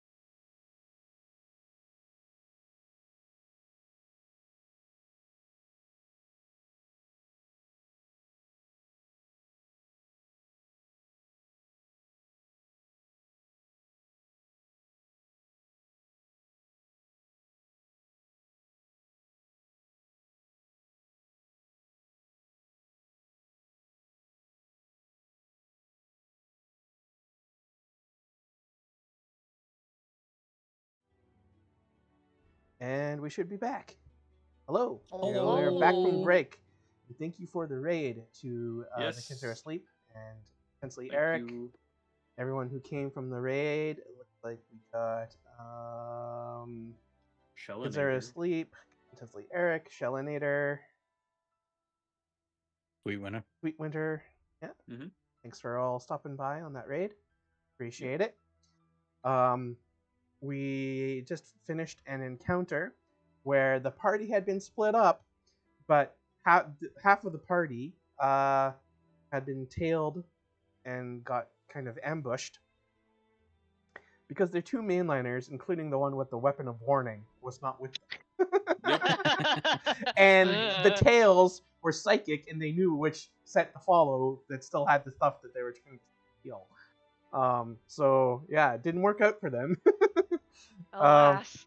But luckily, Beza and Callista, who were the ones who got ambushed, still managed to make very easy work out of the ambushers, which were these kind of experimented on and twisted psionic kobolds with some muscle of some bugbears who were working for the Xanathar Guild and said that they were sent by Nihilur.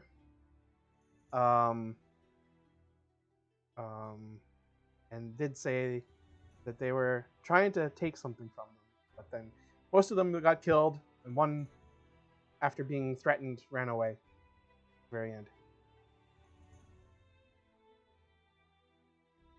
We book it back to Troll Skull Manor. Hmm. Because I immediately have to cast Identify on what these potions are. Well, if they actually are what Schemo said they were. Like that's just it. Yes. Is it's like mind reading potions wouldn't be this like insane. All right.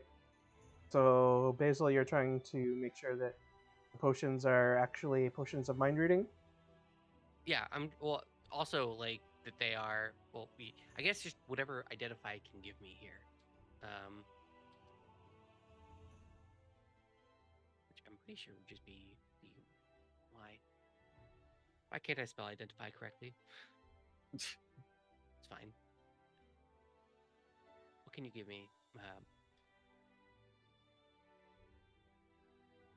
You learn its properties and how to use them. Whether it requires attunement, how many charges it has, the item has any spell are affecting the item and what they are, and if the item was created by a spell, you learn what spell created it. And I was kind of hoping you were going to take a more alchemical route rather than just casting Identify. Well, But- so that's just it. I mean that's what I'm doing with alchemy, right? I'm alchemically casting Identify. I'm going into my room and I'm putting it in like beakers and looking at it and all that stuff. Okay, so what you are able to then deduce is that it looks, smells, and like 99% tastes like a potion of mind reading, but it is in fact a very, very cleverly, all of them are very, very cleverly disguised potions of poison. How I know general pricing of potions. How much is a potion of mind reading in general?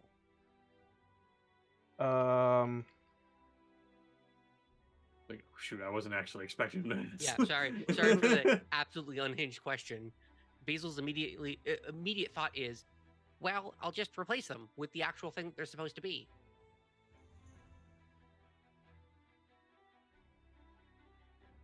Let me see if I can figure this out. And then we can essentially sidestep having been here, saying, "Oh, we delivered the potions of mind reading that we were supposed to."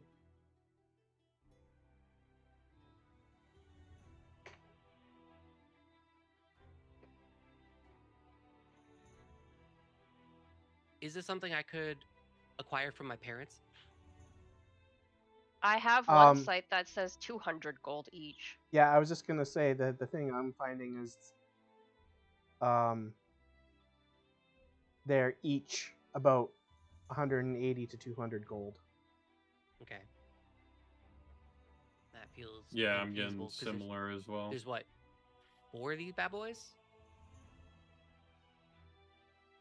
Of the potions of Yeah, poison? and there's 4 of them. Yeah. Bummer.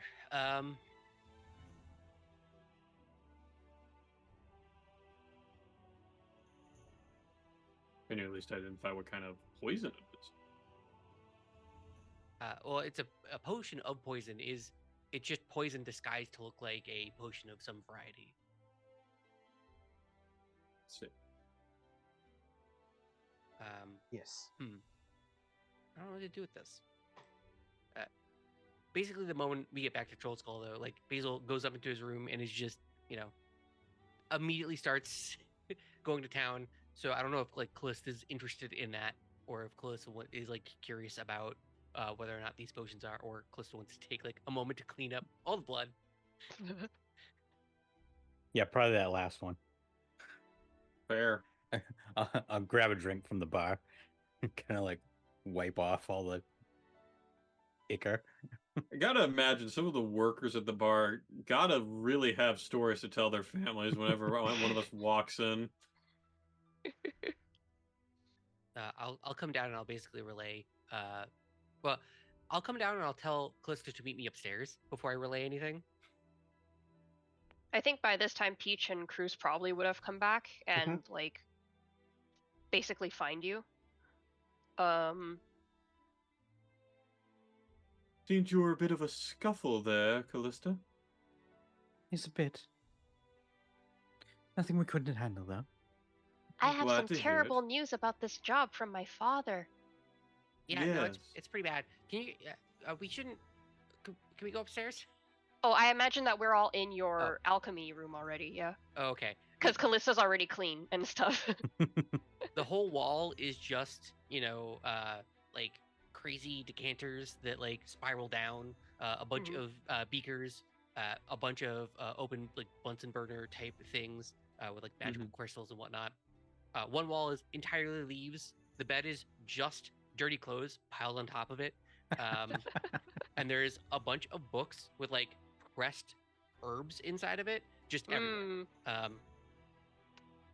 And on the wall, there's like some stuff happening, but then there is mostly just like out in front on the desk proper. These potions are opened, and one is like sitting in a beaker. I pulled this kind of all apart. This isn't actually the mind reading potion. It's potion of poison. So they're just disguised to. It's just poison that's disguised to look like something more important. I don't. We have 2 options basically. We can bring this back to Weir Bottle and say you lied, and refuse to take the thing, the commission, or we can just do it and potentially get involved with some bad stuff. Oh, I have news about that from my father. And Peach will basically relay everything that his dad told him, that we were hired by the Zentrum, that they're in that we're probably going to be stalked by Xanathar agents to stop us from delivering this thing. And that if we proceed with this job, it is important that we find out who wanted this and what were they going to use it for / on whom, and we need to be careful to make sure we're not wrapped up in like inter-gang nonsense. And then Peach finishes all of this off by proudly telling Basil that the Puckpea Kickers have found a way to hire him after all. Great. Yes, Great. through your friend, mind you. Also, we don't have to worry about someone following us because they already did. Basil pulls back the cloak and there's just a javelin hole through his thigh. So it's healing, and that's fine. But we were attacked on the way back. You need me to look at that for you? Oh, no, I already put some stuff in there. It's fine. Okay. Well, apologies we were not there. I guess they found out our ruse. So the question is, what do you guys want to do? Do we want to learn who wants this? Like what their idea is? Or do we want to just wash our hands of it? I would definitely like to find out more so that way we can get the proper authorities on it, as well as, just deal with it ourselves to a lesser extent. I Well, mean, that's part of my job here is to cleanse out some of this horrible business. well, the way I see it is that there may be multiple people being duped besides us. Perhaps the customer is not aware that what they are buying is not in fact potions of mind reading. They could be in on it, and potions of mind reading is a code for something extremely poisonous. But they could actually be wanting potions of mind reading and are being tricked into poisoning somebody instead to kill them for the horrible puppy kickers. Well, Yeah. wouldn't the person that we're giving these to be part of the puppy kickers? Well, that's not particularly necessary. They could have simply gone and looked at the market to say, today I would like very much to read someone's mind. I wonder who I shall hire. Oh, I think perhaps I shall hire Skiba Weirdbottle. That will not hurt me at all. And then, what do you know? I have accidentally killed somebody. Or they intentionally killed somebody. This is also a possibility. Yes, that is the other possibility, that they went to Schema Weirdbottle and said, "Hello, wink wink. I would like to have potions of mind reading, wink wink." Which means, actually, I would like potions of murder. Yes. So, Basil, could yeah. you turn those bottles of poison into bottles of potions of mind reading? If you give me like, what's it? Basil does quick math on his hands. If you give me like 3 weeks and about 600 gold, yeah, I can do that. But if you can't do that, then no. I mean, I can make the poison inert, probably. I could ruin this and have it kind of vaguely look like it's supposed to look, but it would be bad, and they would find out almost instantly because there's a whole bunch of stuff with the. It's all very magical, and so that would be bad. Also, if anyone casts like an identify spell or they know what they're doing, they've learned that my hand was on this somehow. Um, we could buy potions of my reading, but those are around 200 gold each, so that would be pretty bad too. Because I thought about that. That was my initial thought: is we just replace them with mind reading potions, and we get rid of these, and then we're like, oh, we did the thing. You can't hold us accountable. Yes, that's what I was thinking too, but that's I not have an going to work. idea. So these potions of mind reading, they essentially allow us to read someone's thoughts, correct? Yeah, but these are poison. Yes, correct. But do you know another vendor that is reputable that would sell these?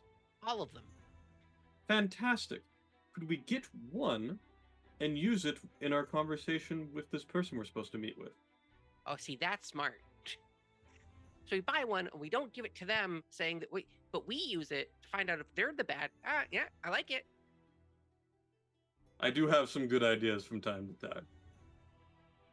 I have to say, I don't enjoy the prospect of having 4 bottles of poison being delivered to somebody that I do not know.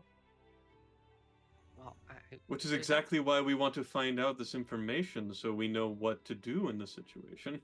Well, yes, but I would prefer it if we didn't bring the poison to them in the first place. Could you perhaps make it less poisonous?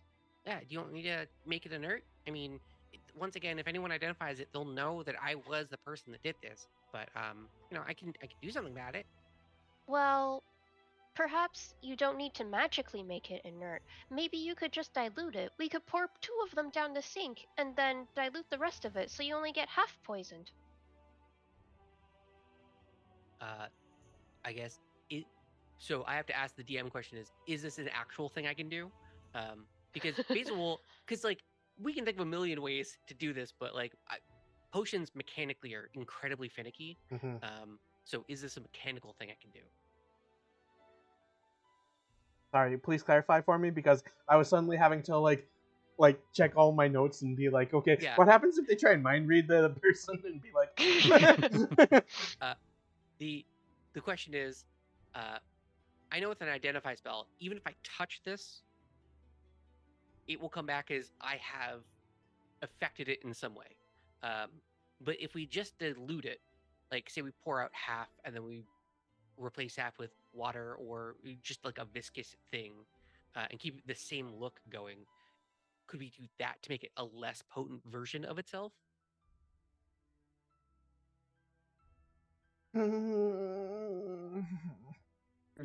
Yeah, see, that's just it. Is it's like this is an incredibly finicky mechanical part of D&D.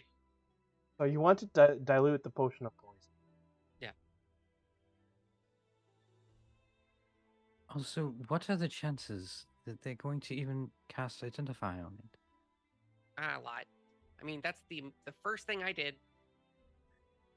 Yes, but they know that they're buying either a poison or a mind reading spell.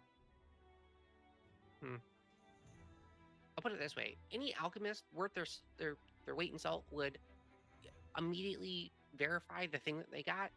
But if they're not, and they're just like a regular like noble or citizen purchasing potions, and they don't really know what's up, then yeah, there's a pretty good chance they don't do that.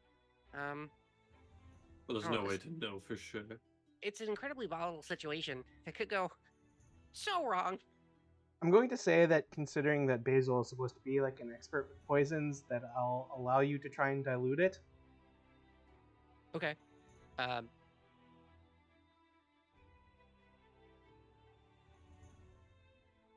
What exactly is the ends to this again? Here's a question. instead of diluting it, these come in glass bottles, correct? Mm-hmm. Could I rebottle them in smaller bottles and just pretend? And that way, we're technically diminishing the potency of it by giving them less, while skimming some off the top, basically. Oh my god. Well, like, the client will be expecting, like, pretty Specific standard amount. Okay. Yeah. size. That's. Yeah. All right. Yeah. Might as well try and dilute it. It's really the best option at this point of like still giving them the thing. We can do the mind reading thing too. I'm totally on board with that. It's just we need to have the gold for that. Which is doable. Yeah, I'll try and I'll start with trying to dilute one to see if it's a thing that's even possible. And if we ruin one, we can replace it with a singular potion of mind reading. But if we don't, we can then use that to mind read this person. How does that sound? Does that sound good? I'm trying to button everything up here. I suppose. Well, the worry here is that we're giving this unknowingly to a person, or at the very worst, they're working for the Zentarum. That's where we're at currently, right? Yeah, we're currently a go-between between either a hapless idiot or a mechanical play by a criminal organization. So, Yes, we could be abetting an assassin. or We could. just poisoning a regular person. Both are bad Yeah, in their it's own real. respect. It's just all bad. Should we just get someone bigger than us? Should we just go to someone? Is that been the play the whole time? Is to succumb to law and order? Thing is, though, is that we could try to get someone involved, but if we raise the alarm, they'll just scatter, and then unfortunately we'll lose any sort of semblance of a track on them. I got a receipt from this guy that signed, correct? From Weird Bottle, yes, but he could can just be a third party that just happens to be. He can play it off very easily as such. He sold us this and signed that it is what it is, which means he checked this. At some point, it went through his hands. This is his signature on it. Can I just go to the guild? Is that a possibility? You could, but as you know, with well, I'm asking potions... Shadowed because I don't know if that's even a thing that's on the board. I mean, I'd love to just offer that up. You could, but it wouldn't be doable in the time that you have left in this day between now and like when you're supposed to make the delivery. Bummer. What about this? What if we dressed as stealthily as possible and then we did not show up to deliver the items, and then we followed the person back to where they are, just to see who would have gotten them in the first place. And if they seem suspicious, we can go back to Schemo and say, "So terribly sorry, all of us got stomach flu at the same time. Could you please arrange for another drop-off? And then we can deliver it as planned." I like the sneaking plan. I do as well. We could at least tail them at the Yes, very least. But we should at least deliver these so they don't think that anything is Something's amiss. up.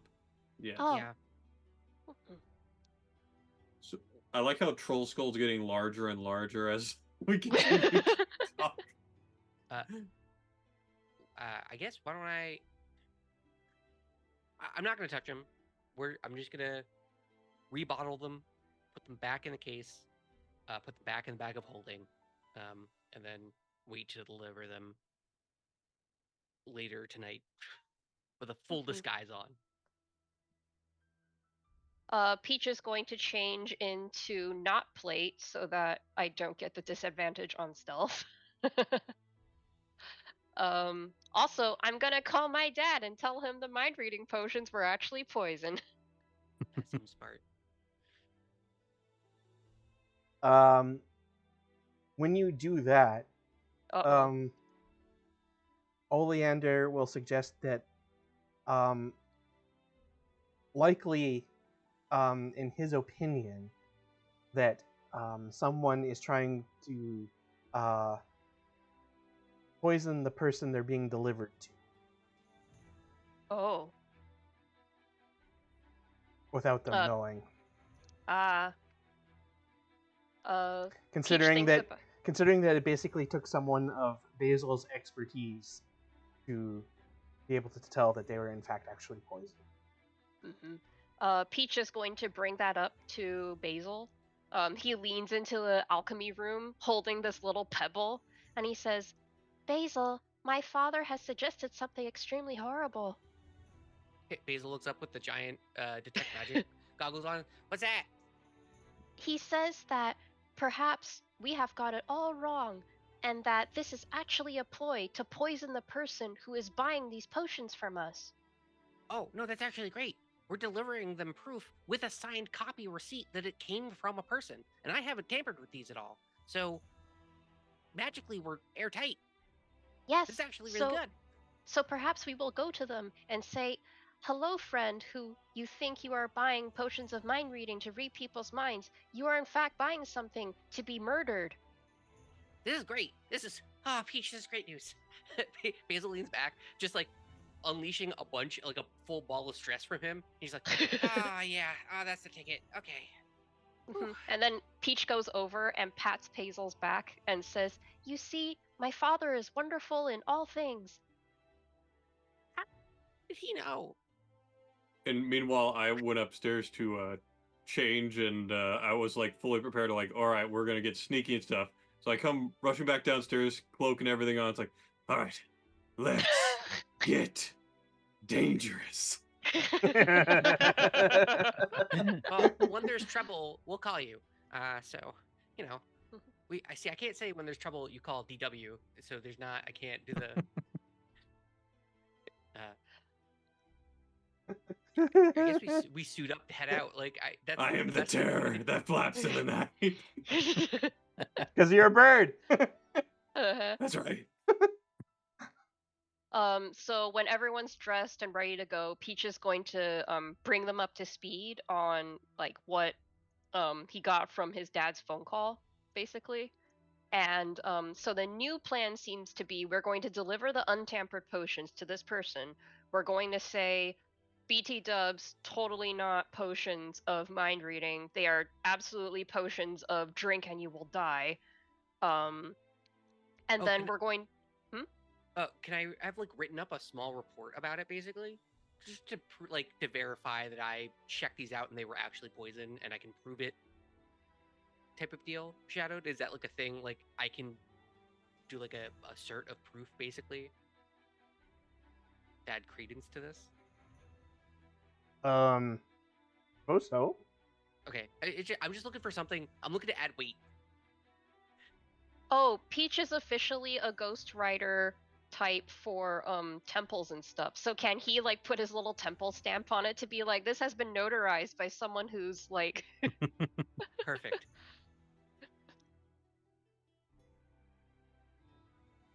Okay.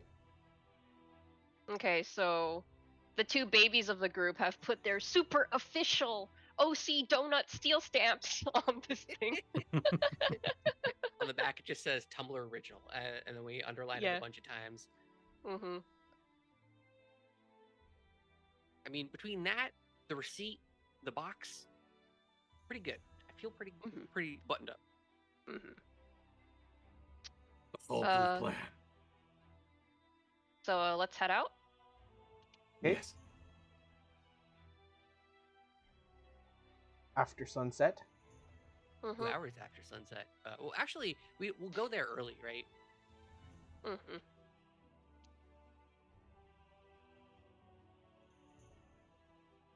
And just to plan ahead, is everybody going to want to follow this person? Oh, I'm 100%.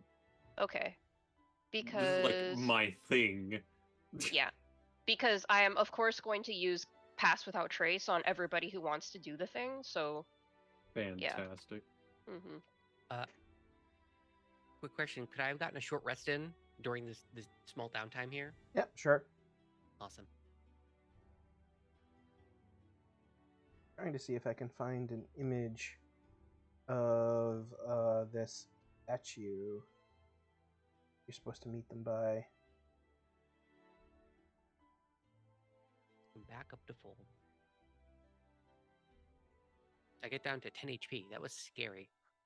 A scary time. Damn.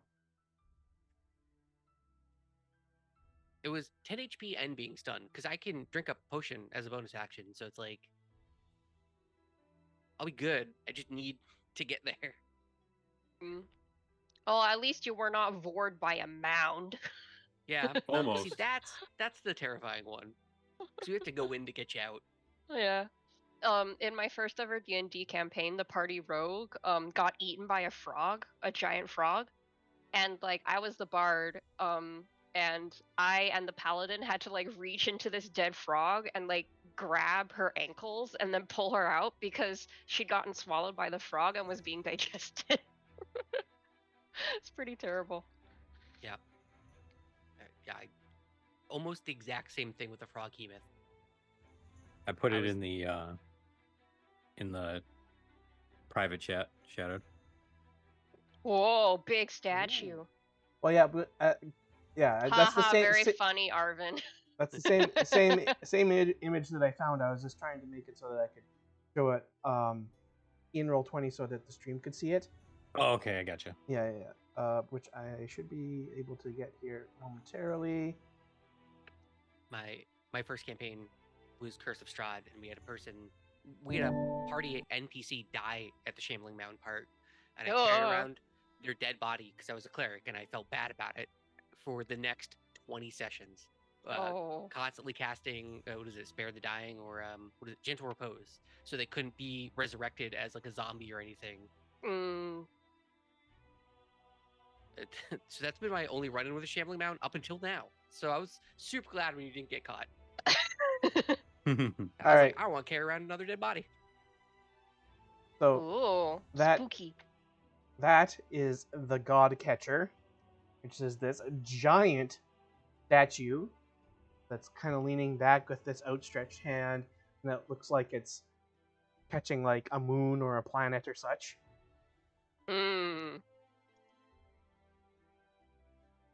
So it's at the base of this statue that you were to meet the client.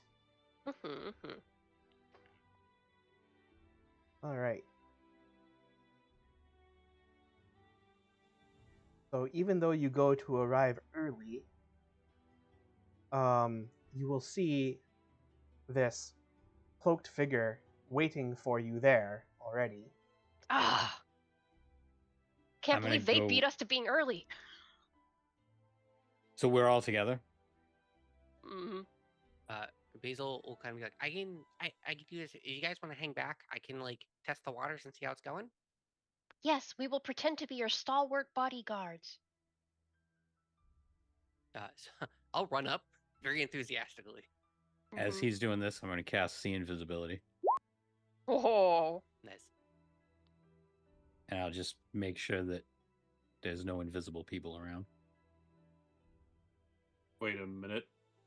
I don't like that a thing called the Black Viper has appeared on screen. Yes. Sexy singles in your area. They just keep coming. Hello? Hi. So, this figure in a purple cloak and has kind of a domino mask kind of thing on their face, and black leather outfit, carrying like a rapier at their side, and this kind of like watching around askantly, and then sees you approach, and they'll like lock eyes with like whoever's in front, and just like wait and say nothing as you draw closer and closer. It's Basil, and he's like kind of like, you know that thing where you like enthusiastically jog through a walk thing to get like past the cars quickly. Basil's doing that. He's like, "Hey, I'm here. Hey," like the totally not stressed out about this at all type of trying to give that vibe. Next to him, Peach is just like doing his regular long barn owl leggy stride to keep pace. You know, very bodyguard mode. Indeed. All right, everyone make history checks. Does a 26 do it? Oh, Holy shit! Damn. Does a 1 do it? Does a natural 20 do it? Hey, It's a 19 for me because I have -1, but I did roll that nat 20. yeah. You guys both got 2 nat 20s, and the me rolling terribly is continuing to happen. It's going well. So, I guess this must have been one of the stories that Oleander told Peach. I don't know how Peach would know this otherwise, but Basil Listen, definitely. my father was a good father. Basil would definitely know this. I would have thought that Cruz and Callista would know this Yep. story, but maybe they just don't put the pieces together immediately. Yeah, I'm a bit slow. What can I say? And that the figure in front of them, the person who seems to be waiting for the delivery, has the appearance of a legendary thief and assassin from a century ago in Oh. Waterdeep, called the Black Viper. Was the Black Viper an elf? Or a human? It was well, their true identity was never known, but Oh, okay. based on their stature, it was assumed that they were human. Oh, okay. So we have a cosplayer, basically. Mm-hmm. Have someone carrying on a legacy. Yeah. Dread Pirate Viper. Yeah. Yes, I love that. Yes, Dread Pirate Roberts, but it's the Black Viper. Mhm. As I run up, I notice this and I immediately like, oh, I like your look. Peach will try to smooth the conversation by adding, "Yes, a beautiful costume, very accurate." And she'll kind of like draw her mouth very tight and whisper towards Basil and Peach and be like, "I thought the delivery was supposed to be more inconspicuous." Well, it's a bit of a problem. And then she'll like look over at the aviary and like very much look him up head to toe and toe back up to head. And then be like, Oh. Oh, sexy singles in your area! Peach doesn't care for that and immediately like just stands in front in between them. Basil doesn't notice as he's pulling out this like all the stuff with the receipt and the cert the box. So, I can hand this over to you, but there is a bit of a problem. Just give me the Should we- delivery and I'll pay you. Oh no payment necessary because can you come down? I'm kind of short. Can you come down here? And she'll just like stick out her hand and hold up a pouch. I immediately put the cert in her hand. On it, it says proof of poison. And then she'll like bring the paper up closer to her face. And then It I looks- put the receipt like directly on top of it. And Do like she'll look at it, and she'll look at the receipt, and she'll just kind of sigh. She says, "I'll take them anyway." Okay, it can be half price. These aren't the things that you're looking for. Or, I mean, I make some pretty good poisons too if you're looking for it and you're not doing it for any nefarious reasons, like kicking puppies. And then she'll just toss the pouch to you, and then quickly turn around and leap like 15 feet onto the back of a wagon, which instantly starts taking off. Do you want the box or? Well, oh, sorry. Okay, sorry. She'll like hand over the pouch, and then like as soon as you hand over the box, then she'll do that. Okay. Well, listen, if you're looking for anything on the actual up and up, I got like cool stuff. And She then was quite spry. she like takes a card out of like a breast pocket, and she like snaps it back towards you, and it'll like land at your feet. Okay. I thought it was gonna hit me, and then I could puff the poison thing out for it to say "Come to Troll Skull Manor" and poison. No, yeah, I'll take the card. Peach is going to quickly pass without trace on all of us because I think you just need to be within a certain. Yep, 30 feet, right? Yeah, so I think you all are close enough that I can do that immediately. Okay. I'm then- assuming we're following. Yeah, we're following. I'm gonna Also, tap my heels together. Do I see any invisible people? There are no invisible people. Okay. Mm-hmm. And I am. Yeah, and I'm also bamfing my echo in place to basically port quickly ahead. What does the card say?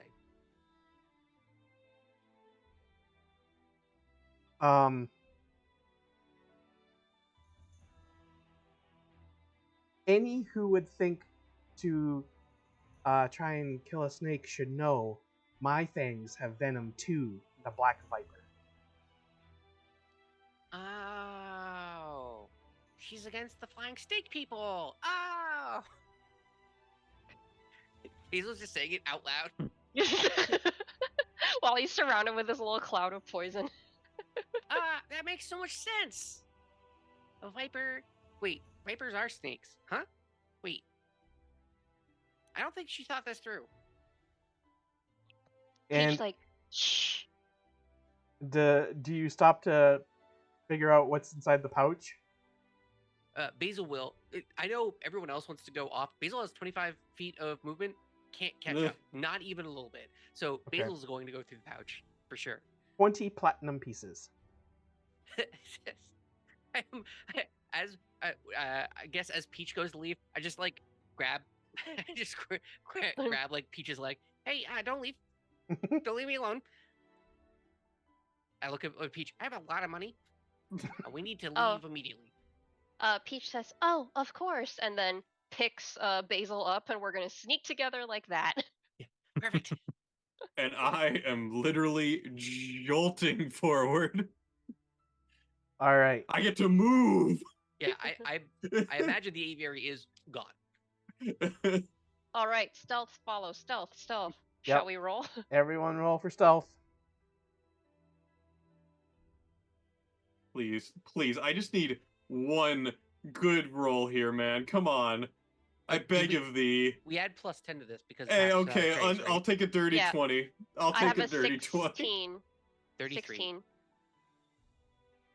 I'll have a 30 with the +10. Is that another Say nat at 20? 15.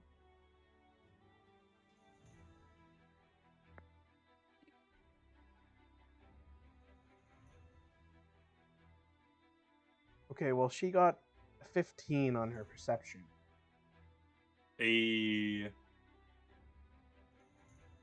Oh, it's a meat. Unfortunate. So, yeah, the lowest of you is still a 15. So she definitely knows that there's someone on her tail.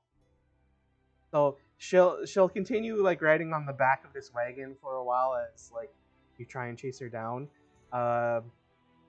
and those of you who get closer notice that at one point she'll like knock on the wagon, and then it'll like zip around a corner and then zip around another corner as if it's trying to lose the tail.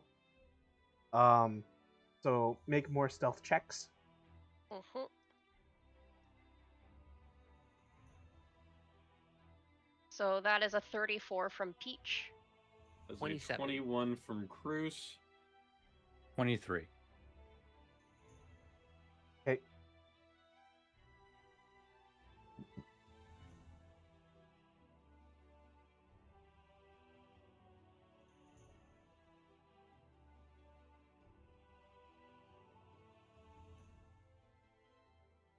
Get out of 22.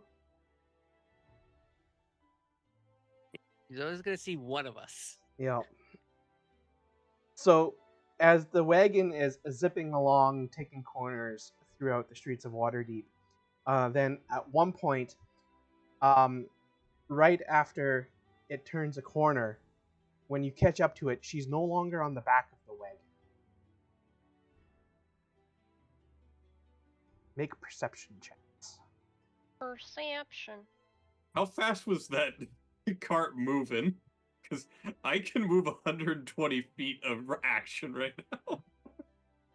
Well, I mean, let me see here. Doesn't Gloomstalker Ranger also have something to help against It's people only with the dark first. vision? Well, that too, but Well, I'm just saying, if you can blend in, now's the time to do it, right? yeah, I know that. But if it requires sight, which I guess it would be in that case, so I don't know how you want to roll that. Yeah.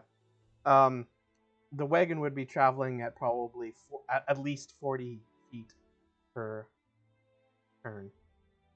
Yeah, I'm literally. I can outrun. You're telling me I can't keep up with this cart? 14 Alright. on perception for Peach. In that case, Oh. then, Aviary, I'll let you do perception at advantage. Thank you. 10. I'm busy reading this card. The calligraphy is great. All right, so 24 perception. Okay. Yeah, I She's get a gonna get a 22. 25. I feel like she's just gonna get a 25 right now. I get a 22, and I can see invisibility. She got a in 26. Are you freaking? She has a +7 to stealth. Yeah, but. But that being said, after a moment, you do notice that, although the wagon is continuing on, there seems to be every so often the hood of a cloak appears above the roof line, alongside the road. I'm gonna have Can to I make take an flight at this acrobatics. point? Okay. I'm flying with Basil. I ask him politely to please don't scream. Okay. I am Oop, probably going to find the quickest way up to the rooftop. Are you going to climb? I have you no dare? fucking choice.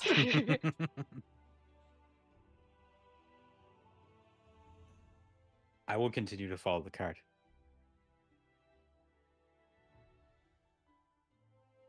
Okay.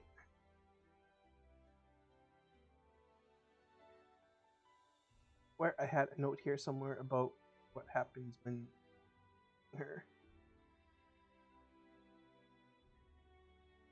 Not expect us to chase the Batman?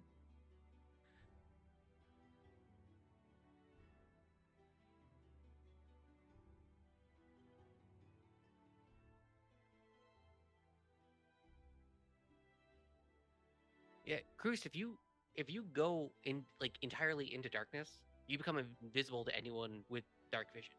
Oh, I know, but at the same time, I don't. We've already kind of passed those rolls, so we can't really just go back and say, "Oh yeah, that didn't happen." Yeah. Well, I'm just saying, if you get to the rooftops, right? You're in total darkness. Yes. Yes. You become the night. I am the terror that flaps in the night. Okay. So what will happen is that you'll be able to follow her, and she keeps like doubling back and like taking various different routes as if it's like because she knows that someone has been trying to that you've been trying to follow her, and this goes on for like if you continue to try and track her, it will go on for the rest of the night. Like she will not stop. You're telling me that we cannot physically catch up to her? Not with these rolls. Like like she'll even like dart into like taverns, and then like I eventually at some point like you just like completely lose track of her. Like you're no longer able to find someone in this outfit. How lovely. Basil fell asleep like an hour ago. Peach circles around and like meets up with whoever's closest. So I'm guessing the aviary because I'm flying and you're super fast. And I say, I think maybe we should go back. And then Basil's just honk shooing away in my arms. For sure. Yes, probably should. We almost had her, I thought. Well, perhaps we shall meet her again. And hopefully it is not because we have enabled her to murder somebody. Hopefully not. I At go some and point- tap my shoes again so to just smell the effect. At some point, I'll meet back up with you guys, and I lost the cart. Did you find the assassin? No, unfortunately, we lost her. And, well, Basil is asleep. Yes, quite slippery, that one. Well, it will be an exciting report to my father. I'm sure. Basil kind of hears some voices. Yeah, she paid us like 10 times the amount, by the way, guys. So, you know, it was a lot of money. Are we still out? Are we still looking for her? Oh, We oh were. no. Yes, unfortunately, Basil, we lost her. Couldn't quite keep up with her. She kind of seemed like a if I want to be found, I'll find you first type of person. Kind of like. Yeah, Are but you- that's kind of my shtick too, though. Also, she's wearing cosplay of a centuries-old legendary thief assassin. I'm pretty sure she's not going to be hard to pick out of a crowd.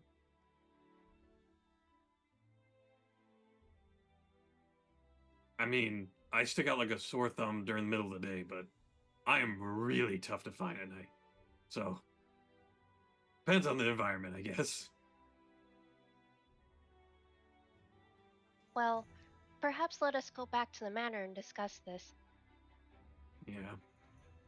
Oh well. 20 platinum, correct? Correct. Yep. Mm-hmm. Another 200 gold. Of course, we gotta also go back over to. Oh wait, no. Weird Bottle already got paid. Never Yeah. mind. The weird bottle thing you- was us getting paid from her. Correct. Got it. Yeah, so we each get 50, I believe. Sounds right. Unless you want to put them in platinum, then it's 5.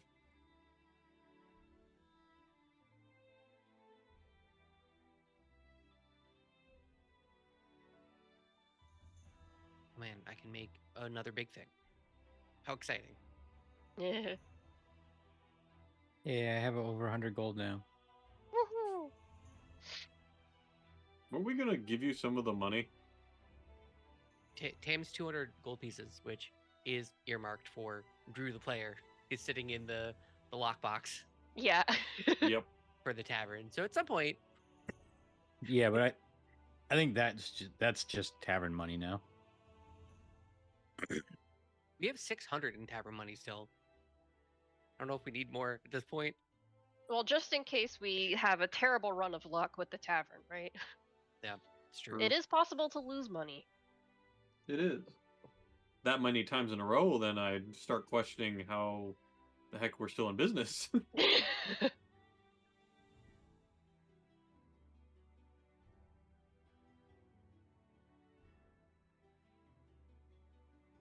We make it back at long rest, or is there a thing that is something nefarious afoot? Are there problems? No, you will make it back to the manor with nothing happening.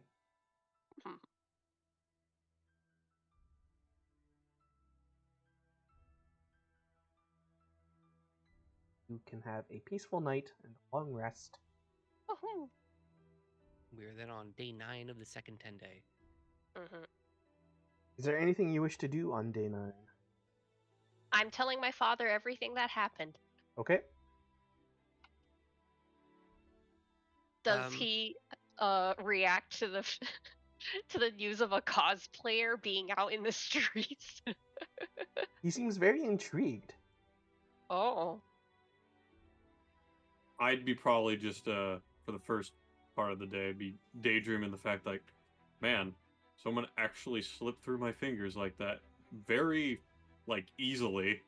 That's impressive. I just double checked on the stats, and it's because they are effectively at least a level 10, if not level 13 rogue. Yeah, I was gonna say So they gotta be up there. yeah, it's unfortunately a bit railroady, but That's all good. My character would just be impressed with the fact that the person was able to get away so seamlessly, even with all the extra advantages I had with, the boots now giving me the ability to actually keep up with things. Mm-hmm. Pretty sure Basil submits a formal inquiry to the guild okay. of apothecaries About Weird Bottle? just about, and it's very vague of like the question and inquiry type of like the hey, did a delivery, something suspicious came up, looking for further investigation by the guild, uh, signed a mysterious stranger, and I draw a little snake on it. And then I essentially gave a letter that states all of what happened fully to the Blackstaff. Like I'll go over to the tower and say like, hey, the weird bottles are in the Zentrum thing. Like there's something going on there. Oh, that is a good point. I will go to Jallister, the man that we hate, and I'll make a copy of that report that you made, Basil. Because Yeah. Peach is a scribe and he can do that, and I'll go to Jallister and submit that too. Gotta be a competition now, but about who we hate more, Jallister or Volo? Oh. Jallister has a dumber name, so It's the fact, once again, it's the fact that a CIA operative works out of a Starbucks. I just don't like it. Yeah. Anything else? Like any shopping, anything? Any downtime activities? Basil's going to start brewing the paralysis poison. I think it's an inhaled paralysis. Yeah, paralyzed poison. Gonna take 2 days and 100 gold pieces to make from the carrion crawlers. Okay. Oh, Jallister is still in the yawning portal, right? Yep, he hangs out there most of the time. Okay, so I'm gonna go there, and if my uncle is there, I'm going to tell him to, swing by my dad's place.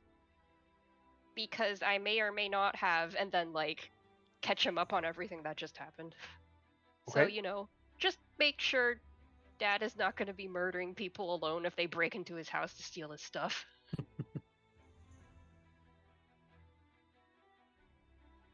Okay. With the paralyzed poison, can I make it an inhaled thing, kind of like a 5-foot cloud? Sure. Awesome. The classic anime sleep powder. Well, Well, this one's even better because I have a sleep powder, but this one's better. Paralyzed, way better than sleep. Watch, I think it's a smoke bomb. I take it, throw it down, literally fall unconscious. I love the idea of smoke bombing and then essentially allowing everyone to gain advantage on you for the next minute. Yeah.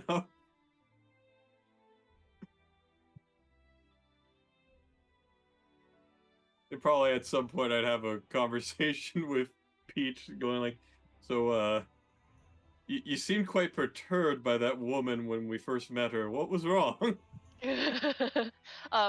Peach is going to tell the aviary because he's still got the Batman mask on. Yeah, probably. I just didn't want to interrupt this flow of the Yeah. scene, so go for it. I like the idea though that the aviary was up all night brooding over the fact that this person got away, so he's still in disguise the next morning. Yep. Yeah. So I'm going to tell you basically that this person is a cosplayer. Oh, Yeah. what is a cosplay? And Peach says, "Oh, a cosplayer is somebody who is a less angering version of the people who sometimes dress up as animals." Huh. But why would they pretend to be animals? I don't know, but it is extremely offensive. When I was 2 years old, there was someone who dressed up as a bird on my street, and my father beat them up. As he should. You can't be making fun of our kin like that. It's despicable. I know.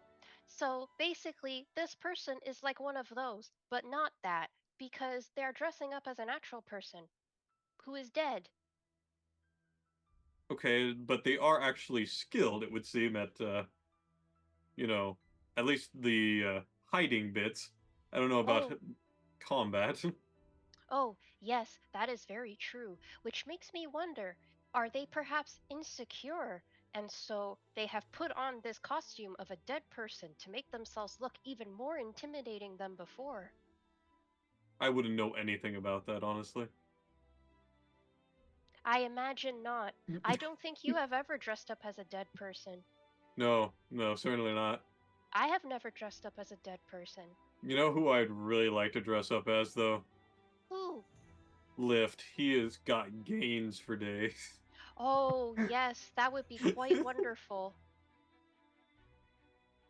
Although, how would you become see-through? That's the tricky part. I'd somehow have to, like, maybe those echoes that you make, if somehow you could make it into one of my image, and then we could turn that into lifts. I don't know. We'd have to disguise. It would be weird. I'd have to figure it out. Yes. Hey, I just had a very funny idea. Do you think Tam would be angry if we all dressed up as him? No, I think he'd find it quite hilarious, honestly. Yes. I think perhaps on every anniversary of his death, we should dress up as him and mug somebody.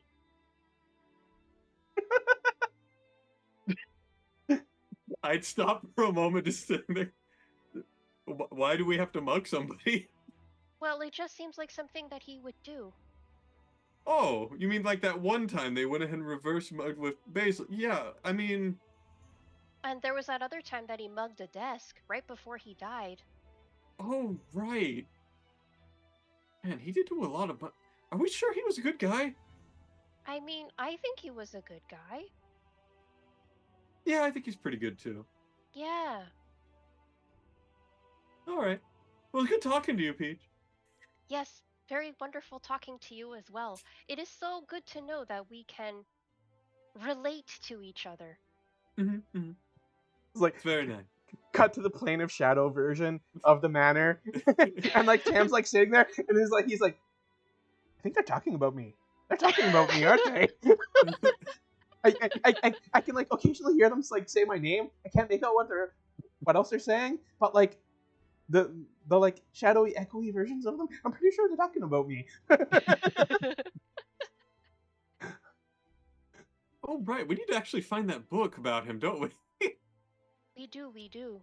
It is ridiculous. I would never mug somebody. I would reverse mug somebody, but I would never mug somebody. That's terrible. I like to think that, okay, for the rest of the day, Peach and Cruz, we like go searching for the book, talking about like how we should best spend our day dressing as Tam on his death anniversary. Like, maybe what we should do is like dress as old men and try to be mugged so we can reverse mug our muggers. Like, maybe that's how we That's it. You've cracked the code. Okay, so like, do you actually want to try searching for the book? Yes. Yeah, let's do that. Okay. Make some Basil's investigation checks for me. Not my strong Basil's suit. been in there. God, that's horrible. Hey, this is where I come in. No. 0. Holy Oh my crap! I can't have nice things. Basil gets Even a when I 21, roll good, I fail. and Peach gets a 15. So, Peach first notices this, and then we'll point it out to Basil, that there are multiple copies of this supernatural vampire werewolf human woman romance book in his library. Wow, he really likes that Twilight book. This is the 4th one I found. How many Why of does these he are have there? so many? Maybe there's a secret compartment in one of them. Wait, I found one. It's not even really about the vampires, but it says it's related. It's 50 Shades of something. Huh. Oh no. What's a Dom gene? Put it back on the shelf. So one of the copies of Twilight, when you open it, you are immediately assaulted by a surge of magic. Ah! In that exact voice, that's how you'd say it too. Yeah. And it was that Tam had taken the book that, you know, like, that was shadow touched or whatever, and rebound it as a copy of Twilight, like with the Dusk. cover and whatever. What would it be? It would be Duskfall. Um, Oh my and then God. like putting an enchantment on it so that like it just like seemed like a normal book unless you opened it. Mm. Basil, please close the book. I am being blasted. I want to know what happens to their baby, though. Yeah, I'll close the book. I don't understand. So you're telling me a grown man imprinted on a child and they're gonna get married? That's so How- weird. I just gotta know. How did you read all of that so quickly? Well, yeah, you learn a lot of stuff when you're studying so long. Can I cast Identify on this Twilight book? Sure. I just want to know, like, is it cursed? Like, what's exactly going on here with this Book of Shadow? Yeah, so it's a shadow touched book, and anyone who reads deep into the text of the book will become shadow touched. I mean, you've read enough to find out about that plot point. I think you're shadow touched. I take belts out of the bag. I just wrap them around the book. I'm like, all right, let's go to the Hand's house. Yeah, we found it. So Tam can come back. Great, awesome. Woo. When you try to leave the library, the book is forcefully ripped from like your person, and it stays in the library.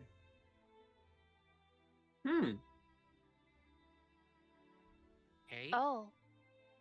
I suppose we're going to have to get the friendly temple representatives to come here. Our friendly neighborhood temple representative. Callista! Callista! Yes. We found it. We found the book.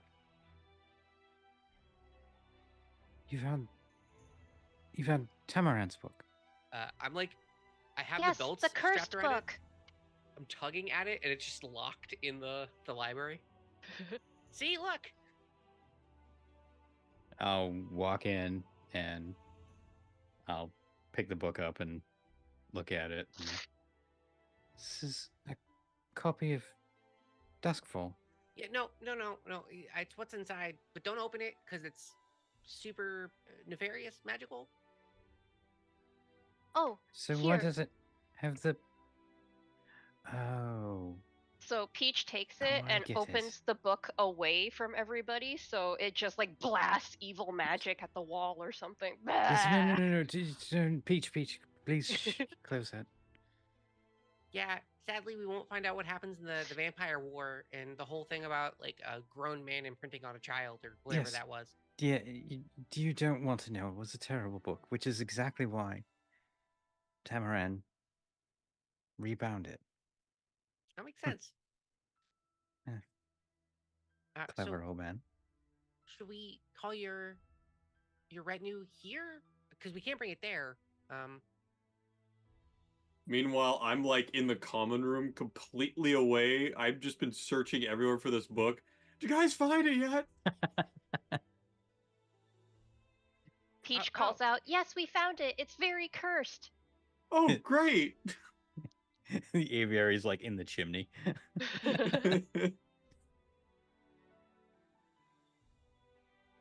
Yes, all right. I believe I could probably go get Matron Telez, and she could come here and take a look at it.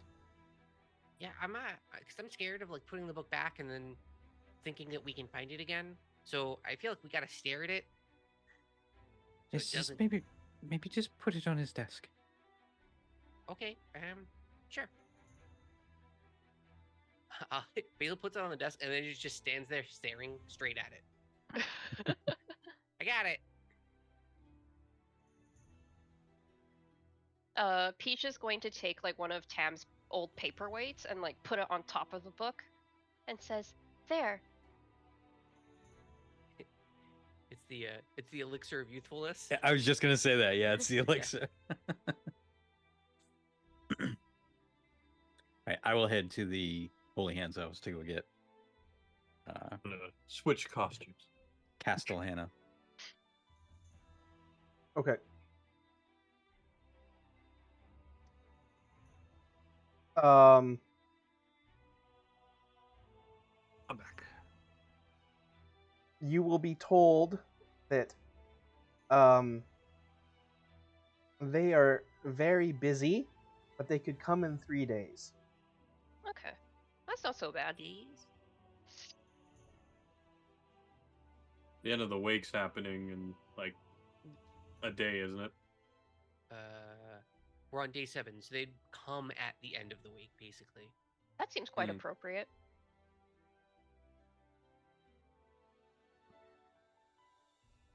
So Okay. I'll head back to the inn and tell everybody what they said. Okay. I tried to convince them to come sooner, but Matron Telez is They're busy. It's understandable. yes, well, she gets set in her ways. She gets a thought in her head, and it's very hard to move her off of that. I see. And there's nothing we can personally do at this point, is there? Unfortunately, I don't know enough about really any of this to confidently say that we could do anything about it. Well, if it makes you feel better, my friend Callista, I already harangued the temple for quite some time, and so I think we really have done all that we can, even past the limits of public courtesy. I still feel quite guilty about that. I'm sure it'll be all right, Peach. Yes, I believe you would apologize quite thoroughly, more than anyone really has the meaning and willingness to do. Most people are too prideful, even when they're wrong, so take a little bit of solace out of that. That you did the Oh. right thing. Well, that is something my father taught me. You must always be willing to admit when you are wrong. It's a good lesson. Have you guys seen the video of the barn owl in a church and people down below are playing music really loudly to try and chase it away? And it's just vibing. Yeah. Yeah, so Peach is vibing. He like does like the under eyelid happy barn owl face and just vibes. Might just rotate the head a little bit here and there, just Yeah. randomly. Mm-hmm. Okay. Was there anything else that anyone wanted to happen this day specifically, or can I go to the next day? Uh-oh. I think we pretty much said our piece, unless there was anything you two wanted to say, because I know me and Peach talked for a bit. Mm. Basil spends the rest of the day staring at the book on the shelf, on the desk. You don't have to look at it the entire time, What? said Basil. But it's magical. You don't even know. It could disappear at any time. I suppose? Yes, but it hasn't, Basil. It's been here the whole time. Yeah, because I've been staring at it. No, Well, how no. about- Before you started staring at it, it was on the shelf. Well, yeah, but we found it. We don't know if it was always on the shelf. I'm pretty sure it was probably always on the shelf. How about we do a little test?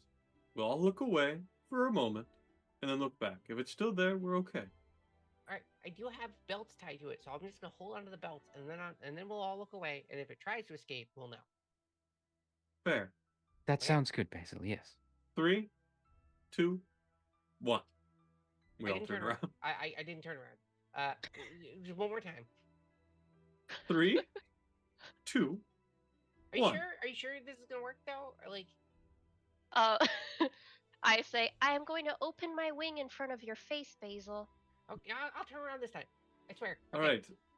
3, 2, 1. 270 degrees. Basil fully like cowers away from it, like it's going to explode.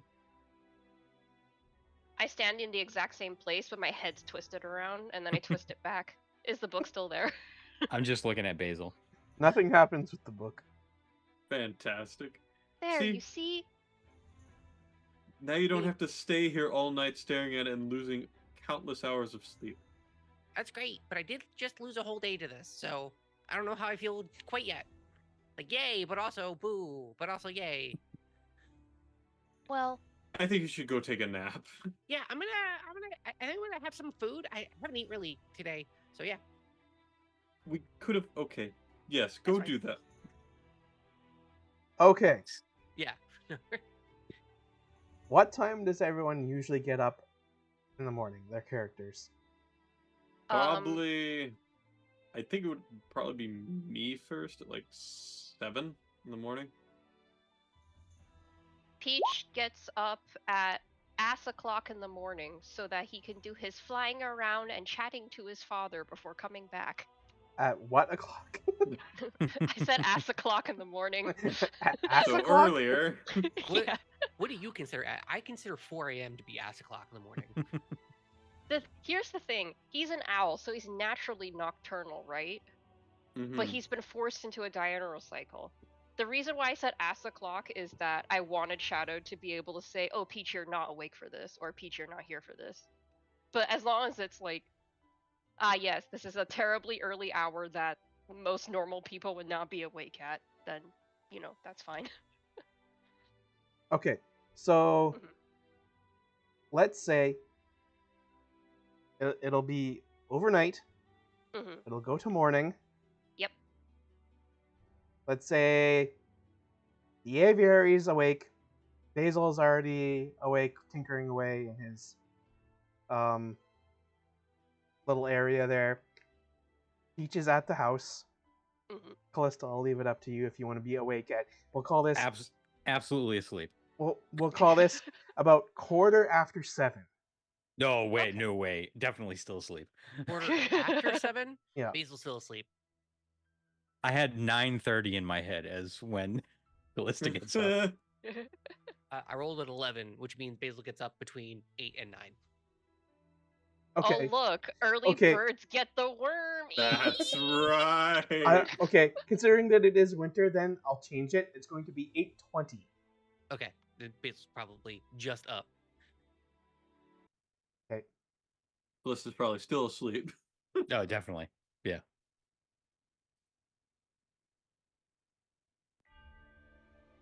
I don't like Oh. that. Oh. What's with this Toll the Dead music I don't going like on? that. Why are you striking us with this when when the cleric's asleep, man? I don't All care right. for that. So it's early in the morning. Some of you are already up. Some of you are not.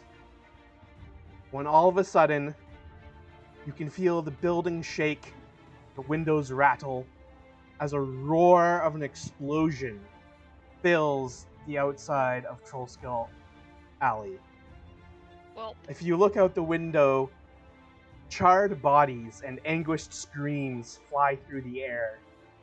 A thick cloud of acrid smoke billows outward from the blast, which seems to have occurred right outside your door. oh, wait. Did our glyph of warding just blow somebody up?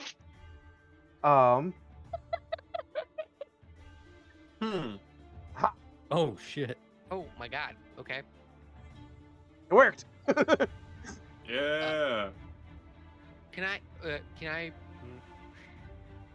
smell the air? Was this an explosion or was this magic? Was this like black powder explosion or was this magic? All right. So,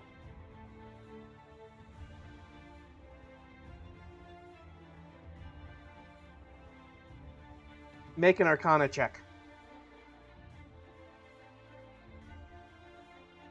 My rolls have been okay today. A 19. Yeah, they've been great. 19. You've and gotten a- like 3 nat 20s 19. tonight. What do you even? Okay. I rolled really bad that one intelligence saving throw. Okay. Yeah. Mhm. So- Take away. You recognize that this seems to be the effect of a fireball spell. Tam, is that you? Yeah. No, I'm like, Tam's here. Tam, everyone outside. Peach is already out in like full plate, glaive out, ready to help people. I would probably be in a similar fashion, rushing out to assist people. I'm gonna go to the deck on the second floor first, and scope see what. Actually, no. I'll go all the way up to Peach's like parapet, right? Like I'll go all the way up to see what I can see. I will hop out of bed, and as Basil runs by and go, "What's going on?" There's an explosion. People might be hurt, so it's probably better to go down. I'm gonna go up to see if there's like anything else going on. All right. And I'll run down. Okay. So, there is still billowing smoke going on. Basil, when you reach upstairs, sorry, Peach, remind me what you said you were doing? I basically ran out immediately in full plate with the glaive, Okay, ready to either Onto the street. onto the street. Okay. All right. So Basil, when you reach up at like the turret or whatever, Mhm. through the smoke, you can see some kind of cloaked figure just drop behind the edge of a building across the street. Actually, it is the roof of Fala's shop. I blow the horn of silent alarm to get my friend's attention, and then I point from the top because they can all see me. Where is it at on the map? So they dropped. Just doing the right thing. It's Yeah. here, right? Yeah, like behind here. I go ahead and turn to Peach like, you help out the others. I will go ahead and find out what's going on over there.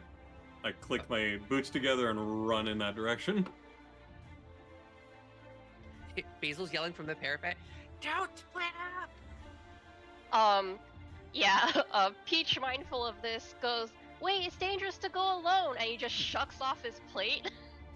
He cuts his cast off, and like flies after the aviary. Basil's booking it downstairs. There are people in the streets sobbing and crying for help. And more people come out of the buildings all around to see what's going on. How many This- people are hurt? As the smoke clears and you're able to ascertain the damage, the fireball didn't set any of the buildings on fire, but it did cause damage to the street, and there are 11 bodies. All right. And there seems to be at least three other people who have seemed to have been injured by the blast. I'm gonna cure wounds on all 3 of them. I'll stop you on one of them and give a healing potion to one of them. And Okay. You might want to save some of this in case things get worse. Yes. No, you're right. In fact, I'll stop you after the first one and give 2 healing potions out because Okay. I'll still have 4 past there. All I right. guess me and Peach are chasing after whoever caused this. And with this explosive event, we will have a cliffhanger until No. next time. Oh no, that's so far away though. Oh no, you guys. No, You gotta so- tell them how long of a cliffhanger that's gonna be waiting on now. Oh It's gonna be a long no. one. Probably about 3 weeks. At least. I'll roll Yeah. a 14 for initiative. Let's go. Also, Callista just woke up out of bed, and she does Are you not. also naked? She does not sleep in her armor. She doesn't sleep naked, but she does not sleep in her armor. So, I don't have any armor on. Well, You step there's into the cast off. well, there is literally a suit of heavy plate right there. It won't fit you, but Which- you can wear it. I am proficient in, actually. Yeah, exactly. And so, with an explosion right outside Our Um, home. of your home, and many dead, few injured, and no one quite sure what's going on except there is a mysterious figure that seemed to be fleeing. That is what has happened until we reconvene next time. So I can't like investigate the scene. We can't spend like 30 more minutes for me to find out what exactly what happened. No, that's okay. We need to let everyone get to bed, considering it is a work night. No, no. True. Honestly, D&D all night. What do you mean? Oh yeah, because Callista, you haven't seen Peach like do Dark Souls naked rolling, have you? That's one way to describe it. I don't know. Yeah, We 'cause all it's just I don't it's think always Maybe been you not. there. have. your one Yeah. fight we all stood still for basically. Yeah, that's true. Yeah. Yeah, we just kind of cheesed the shambling mound. Yeah. That was the last fight we actually did together. All right. So, thoughts? I'm excited. Same. My dad's going to be very displeased with me. I like the moment Peach can justify getting out of the armor. Peach is immediately out of the armor. Yeah. Like, wait, no, friend is leaving. I gotta go. So, Yoi, I bet you didn't think it would take us 19 sessions to get to this point. Yeah, so Considering that Yoi- this is like one of the main things that I know you've previously experienced in your previous run of this module. Yeah, Now- but also to be fair, my DM completely cut out all the faction stuff. So everything up to this point we just didn't do. Mm-hmm. How many Yeah. sessions did it take you to get to this point? Yeah, that's my question. Is how many sessions? I think 4 altogether. Yikes! How Yeah. long were the sessions? Yikes! They were 3 hours each, pretty much. Oh my god, it's the same Yeah. length as ours too. Yeah. Oh Yikes. god. Yeah. But I That's don't awesome. mind because We're a again, feature-length movie here, folks. yeah. So like again, like Crit Witch just wrote in the funny boxes. It is like a whole new adventure for me because I didn't see the faction stuff. I didn't play any of the faction stuff. Um, in hindsight, she did take random characters from the faction things because the Black Viper's not new, but they were more like, "Oh, hey, hello, you exist, goodbye," because we just never engaged with those characters at all. They were just there as part of like, "Hello, there's a city around you, and they exist. You read a newspaper clip about them, ooh." But yeah, so this is all very cool. Yeah. So given that we weren't doing exactly what my original group was doing, it's not like, wow, we're going so slowly. This is really, really boring. No, I really like what we're doing because we skipped all the faction stuff. We were like, we don't want to run a tavern. All of us have jobs. We don't want to deal with investments or anything like that. We're just going to keep this place absolute trash. So we never renovated the manor. We just left Poor it complete Lift. garbage. Yeah. You I mean mean, you we don't have saved a Lift. spreadsheet of all of the costs and expenses and so we could have just okay. Yeah. So like we did the bare minimum to make Lift happy. But other than that, we just went, no, we're poor. Why the heck would we do this? Yeah. So And here we are basically investing half of the money, if not more than half of the money we've gotten from our various adventures into this tavern. Yeah, we have 600 in the bank waiting to pour into it. Speaking of which, we're on day 10 of the second 10 day. Do we get paid on that day, or is it day 1 of the third 10 day? It'd be day one. Dang it! Yeah, I don't think a lot of people are going to be going to the tavern today. Dang it! You might Yeah, find out probably some not. more about that next time. is Lift gonna get more buff ghost friends because buff people died outside? Oh I my shouldn't sound that god. Oh excited. shit! There's going to be a whole gym for Yeah. Lift's We make gym bro phase is real. Uh-huh. It's gotta just make like, like and a gotta CSI wake up early snacks. in the morning to get that ghost pump swole or whatever it is they That's say. right. All right. Well, I would like to apologize to my crew here for running a little late, but I really wanted to push and try and get to this fireball event I uh, think we're good. before we ended. Um, but Drew, what did you think about tonight's session? You and Callista and Basil managed to get into an encounter while your party was split up. Anything else That- you want to talk about? that Anything was- else you want to plug? That was very fun. Also, I think it's funny that for anybody that doesn't know, I edited the intro video, and I had Shadowed send me all of the pictures from the module so I could use them in the video. And I still have all those. And so I knew at some point there was an explosion right outside of the tavern because there's a picture of it. So I just looked at it and it says chapter 3.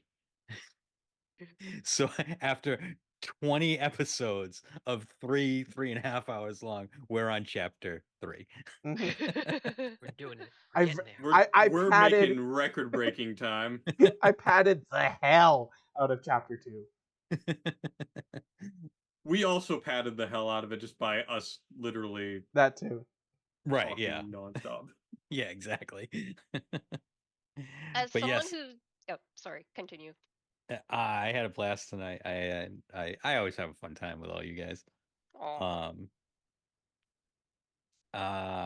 I'm a little upset that we have a 3-week long hiatus because now I just want to see what happens next. Yeah. But what are you gonna do? Rolled a 6 in initiative. Let's go. Roll literally less than 5 for about 80% of my rolls within the last 3 sessions. Yeah, The but you know what? aviary is It's- uniquely cursed.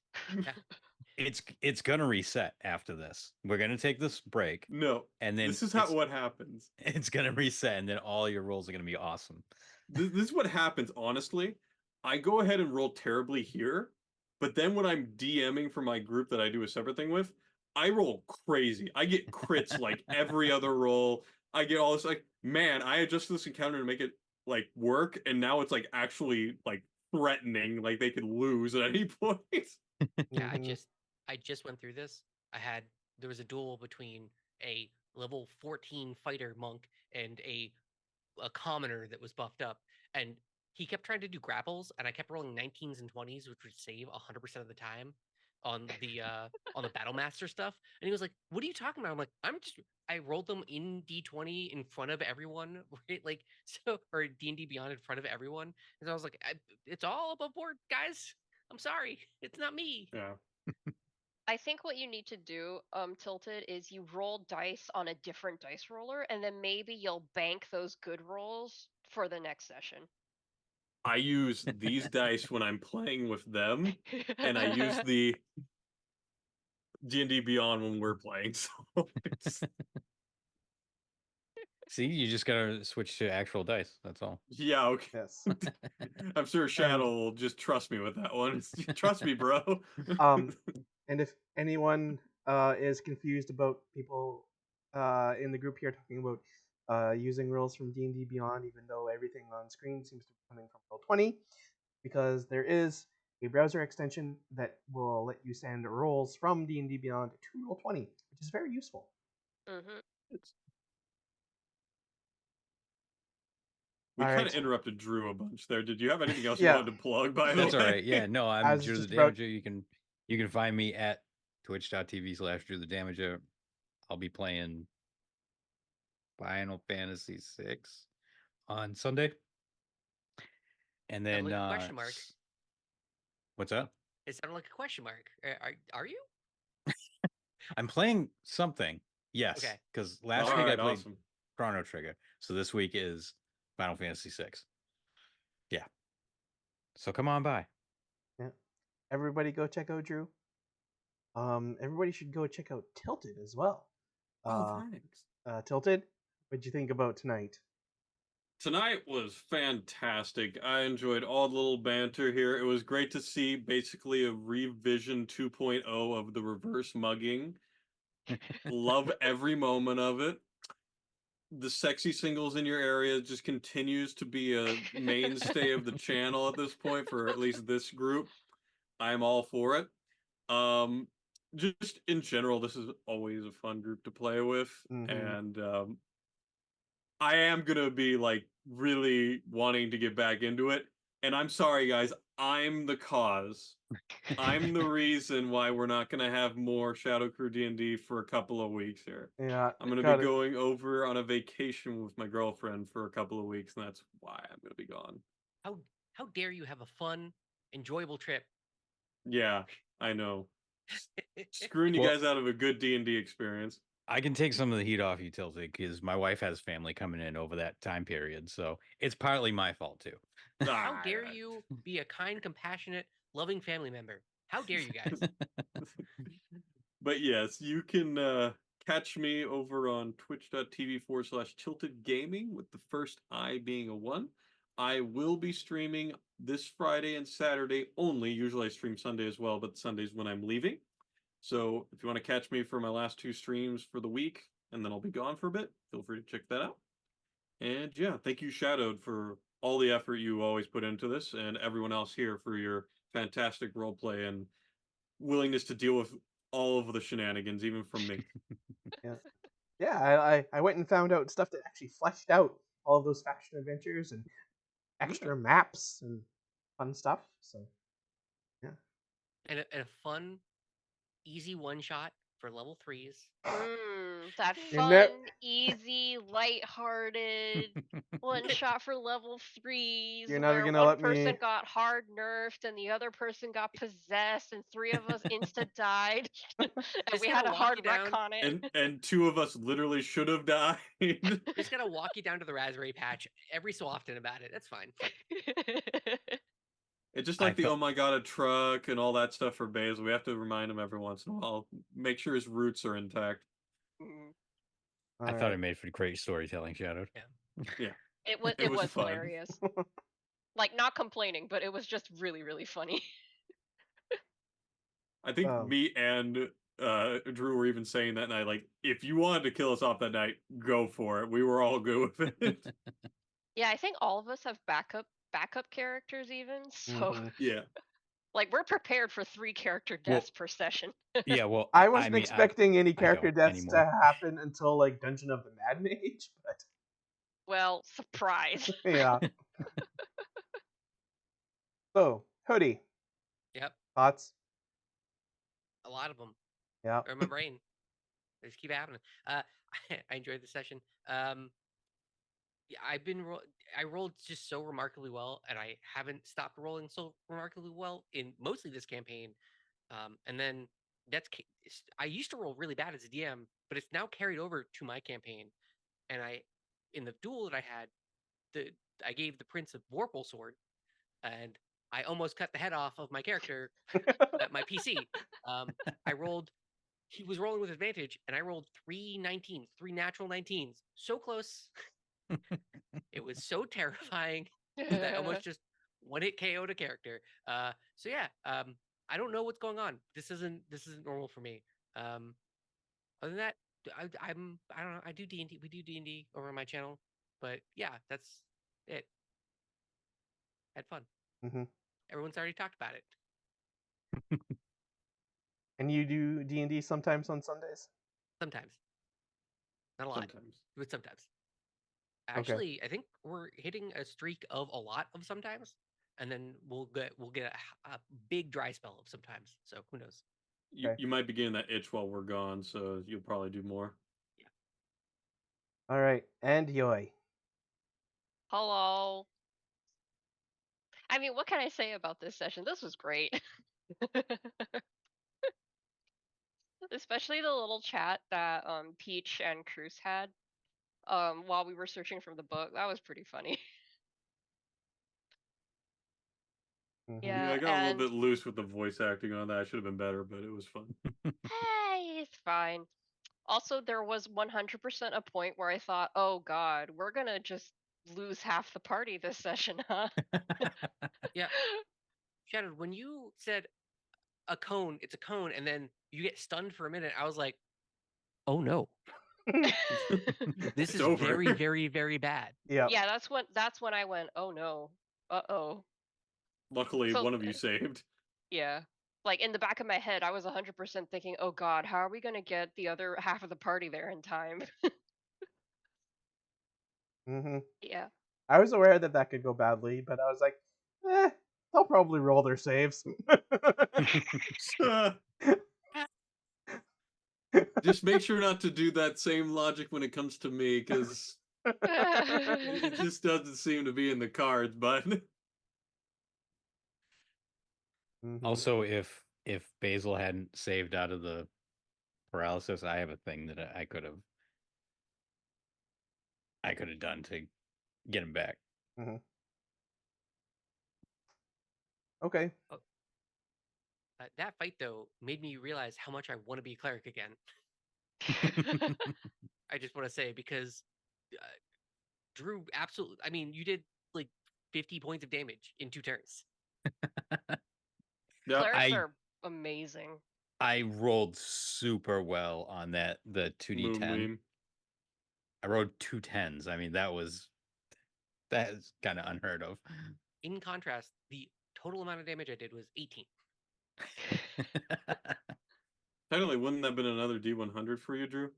Essentially, that you would have rolled for Tam? Getting 2 10s? Kinda, yeah. Oh. Oh. Ugh. Too soon. I'm sorry. Anyway, thanks everyone. And thanks to everyone who has been watching tonight and participating in chat. We love you all. Yes. And keep an eye out for announcements about when we will be back. We are hoping that it will be that kind of first week of October, but we shall see. Scheduling is always the greatest CR enemy in D&D. Um, And of course, this is we want to thank Arvin Elleron for hosting our campaign on his channel. This is his channel, so make sure to check out all of the Arv stuff that you can find via commands and chat. Of course, exclamation point BLM to continue to support and affirm the importance of Black lives, and exclamation point Ukraine to show support for the ongoing unjust war with Ukraine that Ukraine is involved in, and of course, exclamation point help now for mental health assistance, and like if you're ever in a dark place and need help, there's resources there available for. Other than that, we probably should get going. It's starting to get pretty late for people. So thank you, everyone. Have a good night. No raid tonight since it's late. Bye, everybody. Bye.